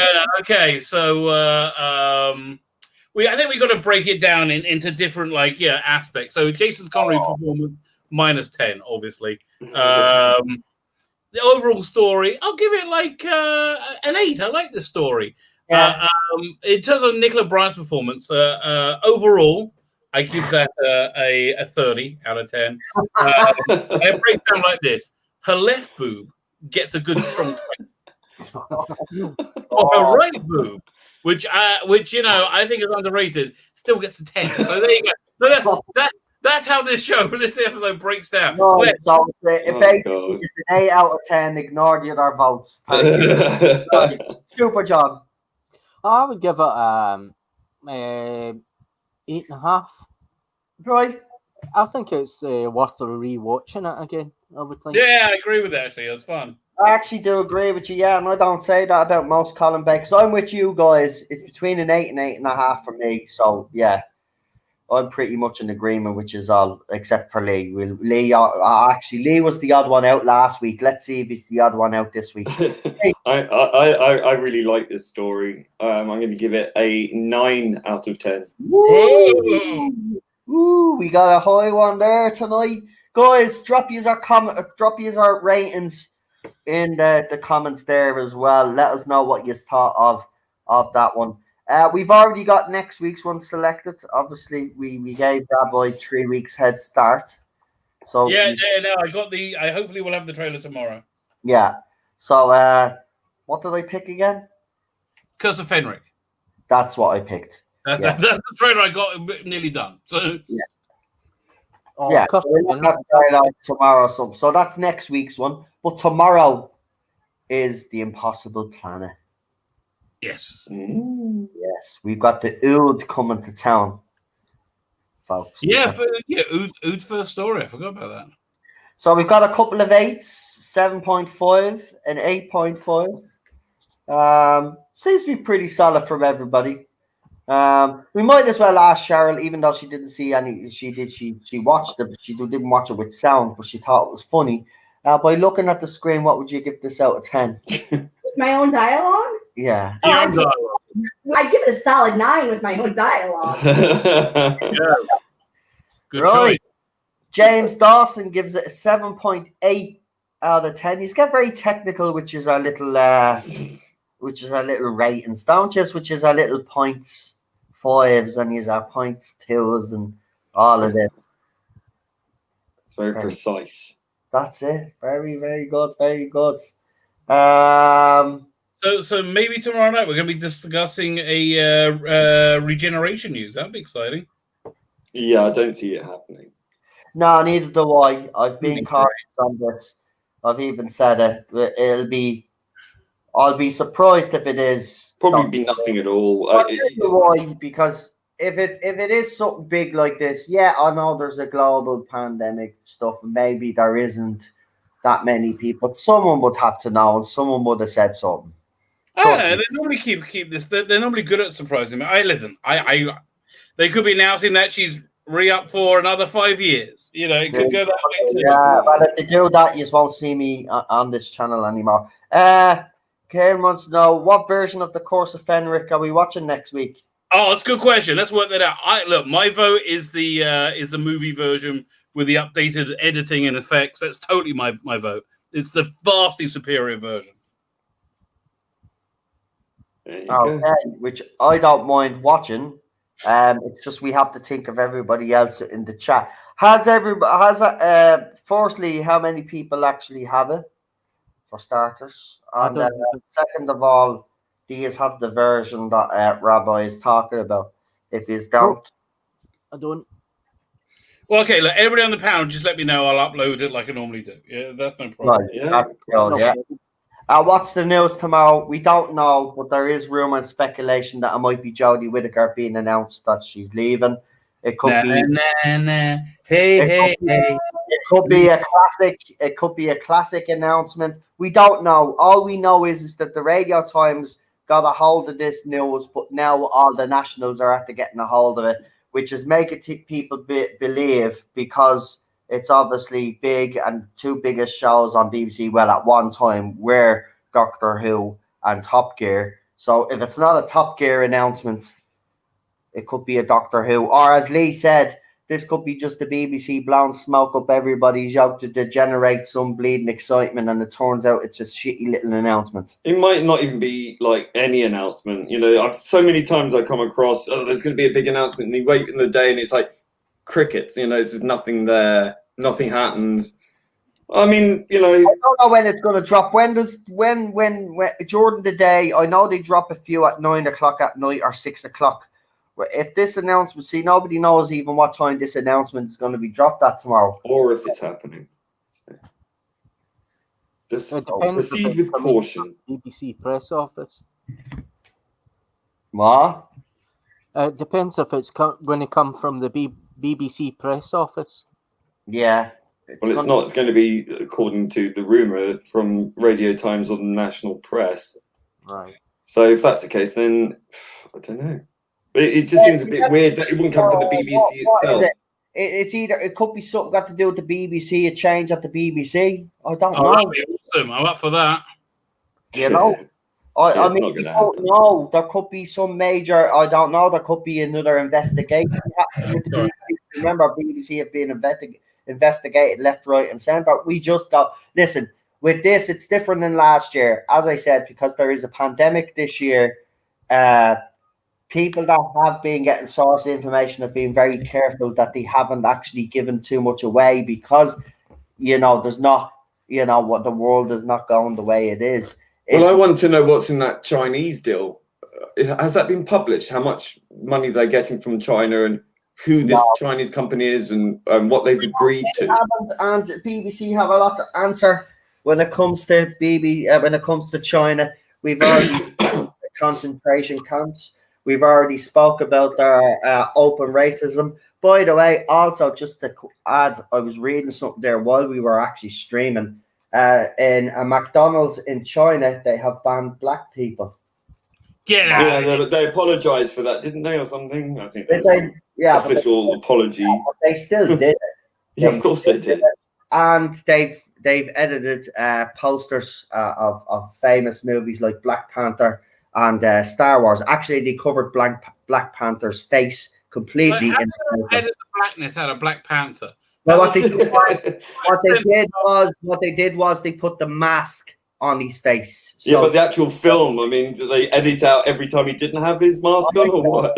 No, I don't know. The Chinese are just, when it comes to their censoring and their racism, they're just, you know, off the hook. Yeah, you just need to get a grip. It's 2020, like. You know? Yeah. Wow.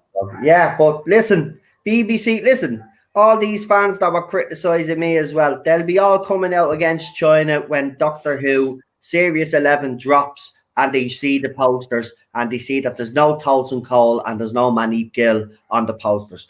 What you're going to see on the Chinese posters for Doctor Who is you're going to see Graham O'Brien and you're going to see Jodie Whittaker's Doctor, but you won't see the other two.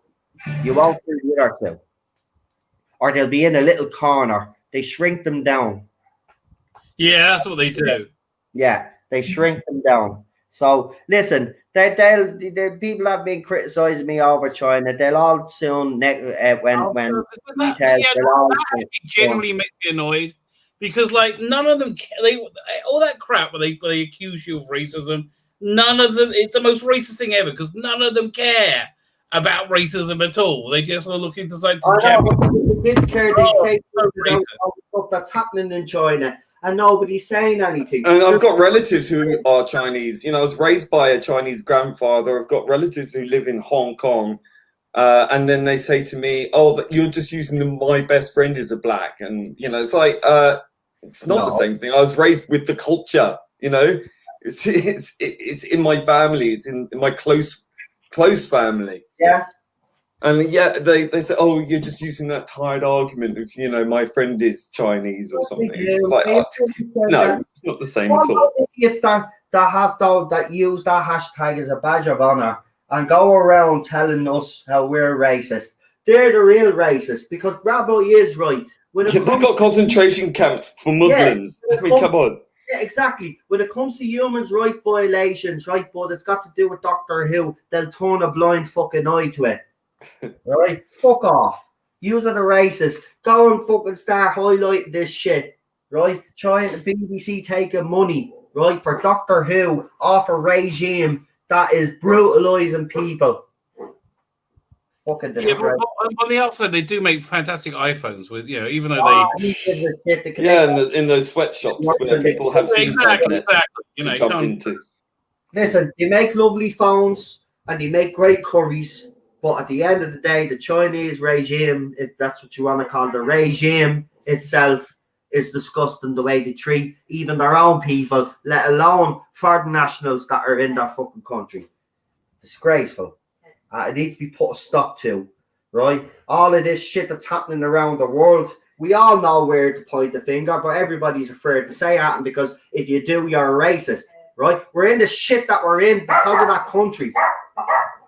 Because of that regime of that country. Yeah, the regime, the country, same thing.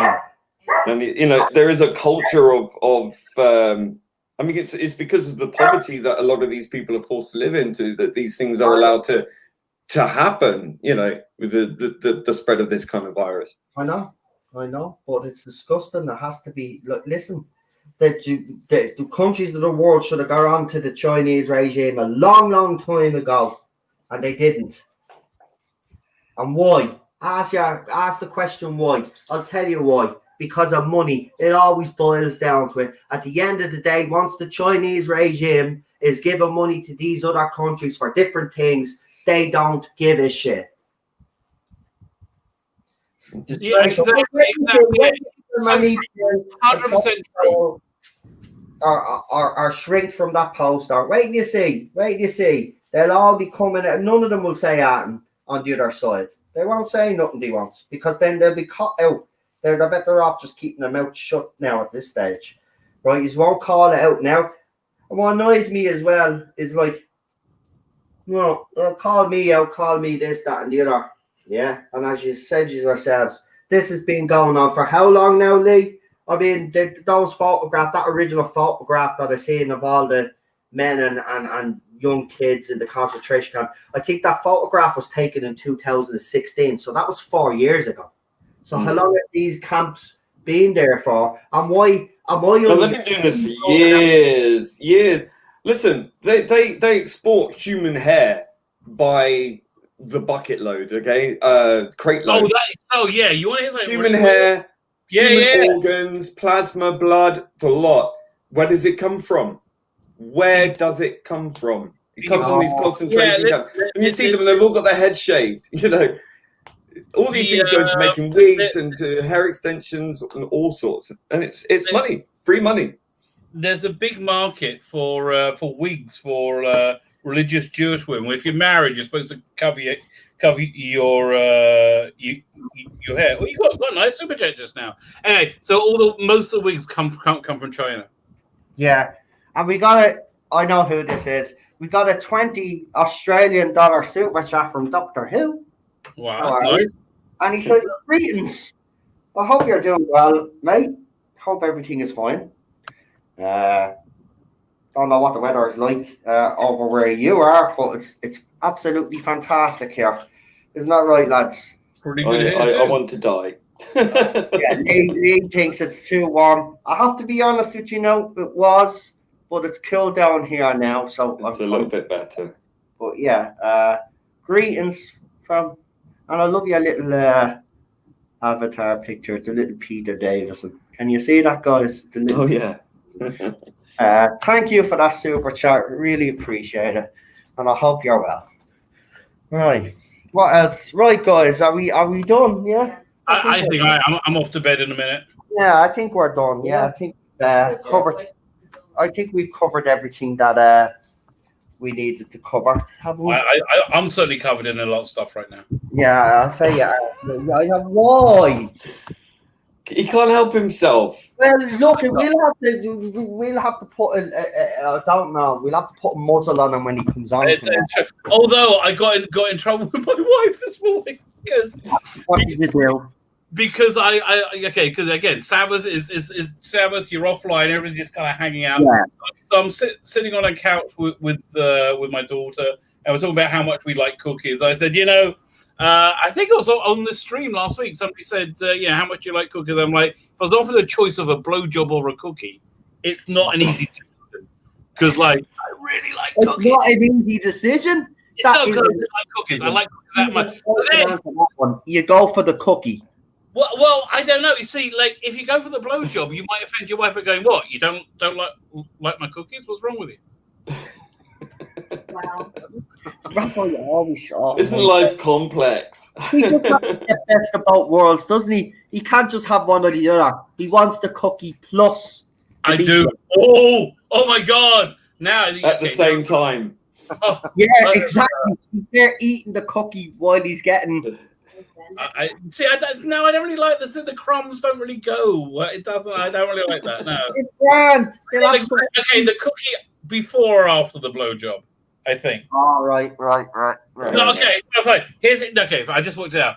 Blowjob first, then your spouse will then your reward. Your cookie on on a silver platter for you.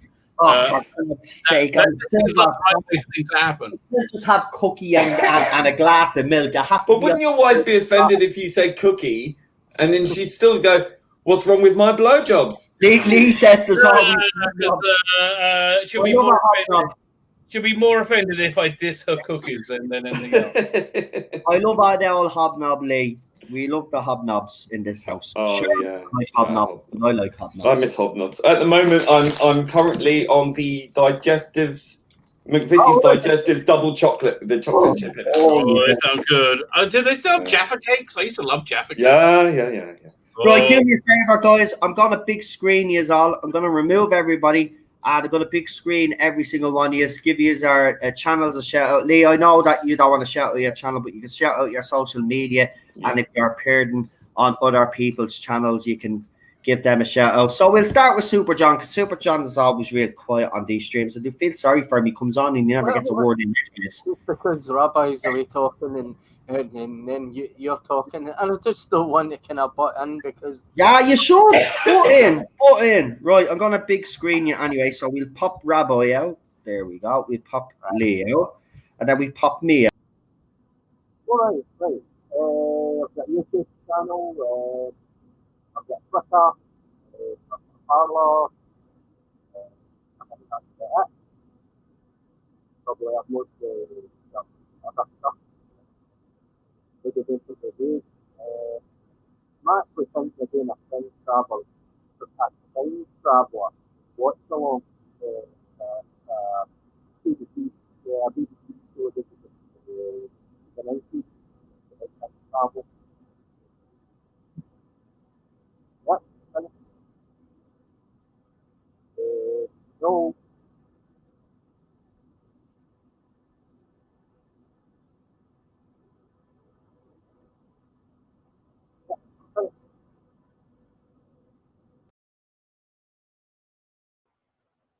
Hello. Oh, it's me. Hello. Firstly, no. If you go on over the icon of the you have like the little the little preview screens of everybody below the big screen. If you click on that person gets to fill up the screen. I think there's something you click on there. I found it the other day. Fine. Please come to my channel, The Rabbi from Another Planet. You can expect only the cleanest, only the most appropriate content. We certainly won't be talking about blowjobs, cookies, and Doctor Who constantly, but we probably will. Those things come up quite a lot. If you subscribe to my channel, of course, you can enter. Any of my weekly competitions. The prize this week is Judge Dredd America, an absolutely seminal Judge Dredd story. If you never read Judge Dredd, this is a great introduction to it. Lots of great action, violence, and an interesting story about democracy in a future fascist totalitarian state. I guess tomorrow I'm going to be doing a review of the Lovecraft Invasion, the new Big Finish release. I got to listen to Time Apart, I think, as well. Yeah, that's the sort of thing, sort of fare you normally get on my channels. So I'm just going to tap dance here until Noel reduces me and I become part of the collective. There you go. Hold on. Hashtag. Tell them the hashtag for your competition. Oh, hashtag for the competition is democracy. Subscribe to the channel, and on any of the any videos, leave the comment hashtag democracy now. This has been a very popular one. So we're doing the giveaway tomorrow when we're watching the Impossible Planet, and we'll choose a new giveaway for next week. That's the plan. Oh, it's me. Oh, hello. It's me again. I think Super John's voice got really, really mangled in that. I couldn't hear anything he was saying. It was no problem. So check out Super John's channel. I'm sure Daniel will put that link in there. My social media is at Being Problem on Twitter. That's where you'll find me. I sort of dilly-dally about and whore myself out to whoever will talk to me. So I don't know if you've got your channel you want to have me on. Quite available at the moment, and that's about it, really. Thanks a lot. Right, Super John, can you hear us? Yeah, I can hear you. Right, go ahead. We couldn't hear anything that you said there. You were breaking up. So I won't big screen you because I think that's where we had the problem. So just shout out your channel there and what else, wherever else you are actually saying, because we didn't catch any of that at all. I've got a YouTube channel, and I might be doing some videos, watch-alongs with myself. I was thinking actually doing a watch-along of Crime Traveller. It's a 90s sci-fi time travel show. It only lasted for about, I think, one series. I think one series. Was there and the Horowitz series as well? Yeah. Who we want to be the next show? I think I want to be the next showrunner. Well, is it a good show though? Oh yeah, it's a good show. I think it's on YouTube or something like that. Somebody's got it. I don't know. Fantastic. It stars Chloe Annette. She was in Red Dwarf. Right. Right. Michael French. I potentially thought he would be a good Doctor Who. Well, Michael French. Well, this was like one of the only BBC's sci-fi output during the what was it, the 90s, the late 80s, early 90s. Yeah. It was basically one of the only things they put out. Yeah, no, it was. I really liked it, and I thought it was very gripping, the stories and all that. And it also had what's her name? She was in Brookside. Forget her name. Oh, it'll come to me. She played Grisham in it. Sue. Her name's Sue anyway. It's been a long time since I've seen it. Sue. I go Sue. Da, da, da, da. Yeah. Oh no. That handsome. That happens to me all the time. As I remind of was it the Spitting Image version? Stick a chicken in the air. Has the new Spitting Image come out yet? They released some images of the new puppets. Yes, well, I saw. So I want to have the new. It's funny how they show only the conservative ones and Prince Andrew, but they didn't show any of the Labour ones. Yeah, so I thought, oh no, they're going to be partisan rather than going for them all across the board. So, and it's on a BritBox, isn't it? It's going to be on BritBox, which means that maybe the BBC has a say over it, which will not be particularly good given the current partisanship of the BBC. I do hope it's going to be as good as it was in the 80s, but I'm not holding out much. Yeah, we just got a comment there that I've popped up on the screen. Just to say, Gary kind of mentions my channel every night anyway, and I'm a mod on his channel. So I do appreciate you actually mentioning the channel in his chat. but I do be in the chat, so they. I think I saw that. It was a super chat, wasn't it? I think that came quite late, so it's probably not mentioned yet. Yeah. It's probably on the catch up. Yeah, but I appreciate it. Seriously, I really do. You know, but Gary does. He's very good to this channel, so like I do get a regular shout out. And so has Az on his channel, given me a shout out as well. So you know, Cool. the lads, yeah, they're good. They're good lads. Right, we're done. We're finished because Ted is Right. I remember her name. It's Sue Johnson. Still don't know who she is. Right, Daniel has put all these our channels in the chat. So you have to subscribe to all the channels or any of the social medias that the guys put your own channel in there as well. Yeah, exactly, of course. Yeah, Daniel, of course. Yeah, moderator, put your own channel in as well. Like, you know, moderators. Yeah, just to let you know, moderators, any mods that have YouTube channels, of course, you can put your own YouTube channels in the chat. Just. If you're thinking of adding someone else's YouTube channel, though, I'd like if you asked me first.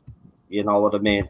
Because it's only, you know, right that you ask. You know, because I don't even do it on Gary's, even though I'm a mod. I don't even plug my own channel. Never have. Because you know you've been a mod and all that. Yeah, you don't want to take the piss. Yeah, I don't want to take this exactly or take advantage. Tardazone, have a great night all from Clobbering Times. Listen, everybody, lovely to see you. Have a great weekend anyway. But we will be back tomorrow. Myself, Rabbi, Charlotte, and Daniel tomorrow for the Impossible Planet. So it's going to be a good one. Oh, and Geek Union is with us for that one as well. Sorry, I forgot to mention Geek Union. So Geek Union, Daniel, myself, and Charlotte are going to be rocking it out to the Impossible Planet tomorrow. So go and check that out. And check out Rabbi's streams all up during the week as well. And don't forget, we will be doing Lower Decks, me and Rabbi. That Rabbi will doing his own reviews on his channel. Obviously, I'll do a reaction first, then I'll do a review with Lee. If Lee is willing to paint this journey with me. But I just want to add and leave with this. Lower Decks is going to be one of these. Yeah, it's gonna be a constant train wreck. It's so again, it's just the Orville done badly. Yes. With an annoying character. Incredibly annoying. Oh my god. Oh god. Yeah, she is. She is something else. Yeah, oh my god. she is. She's a bleeding twat. Listen, I'm gonna go. Right, listen, folks. Good night, Rabbi. I'll talk to you soon. John Lee and everybody in the chat. Good night. I'll leave you with Lee's terrific intro, outro. Enjoy. See you later.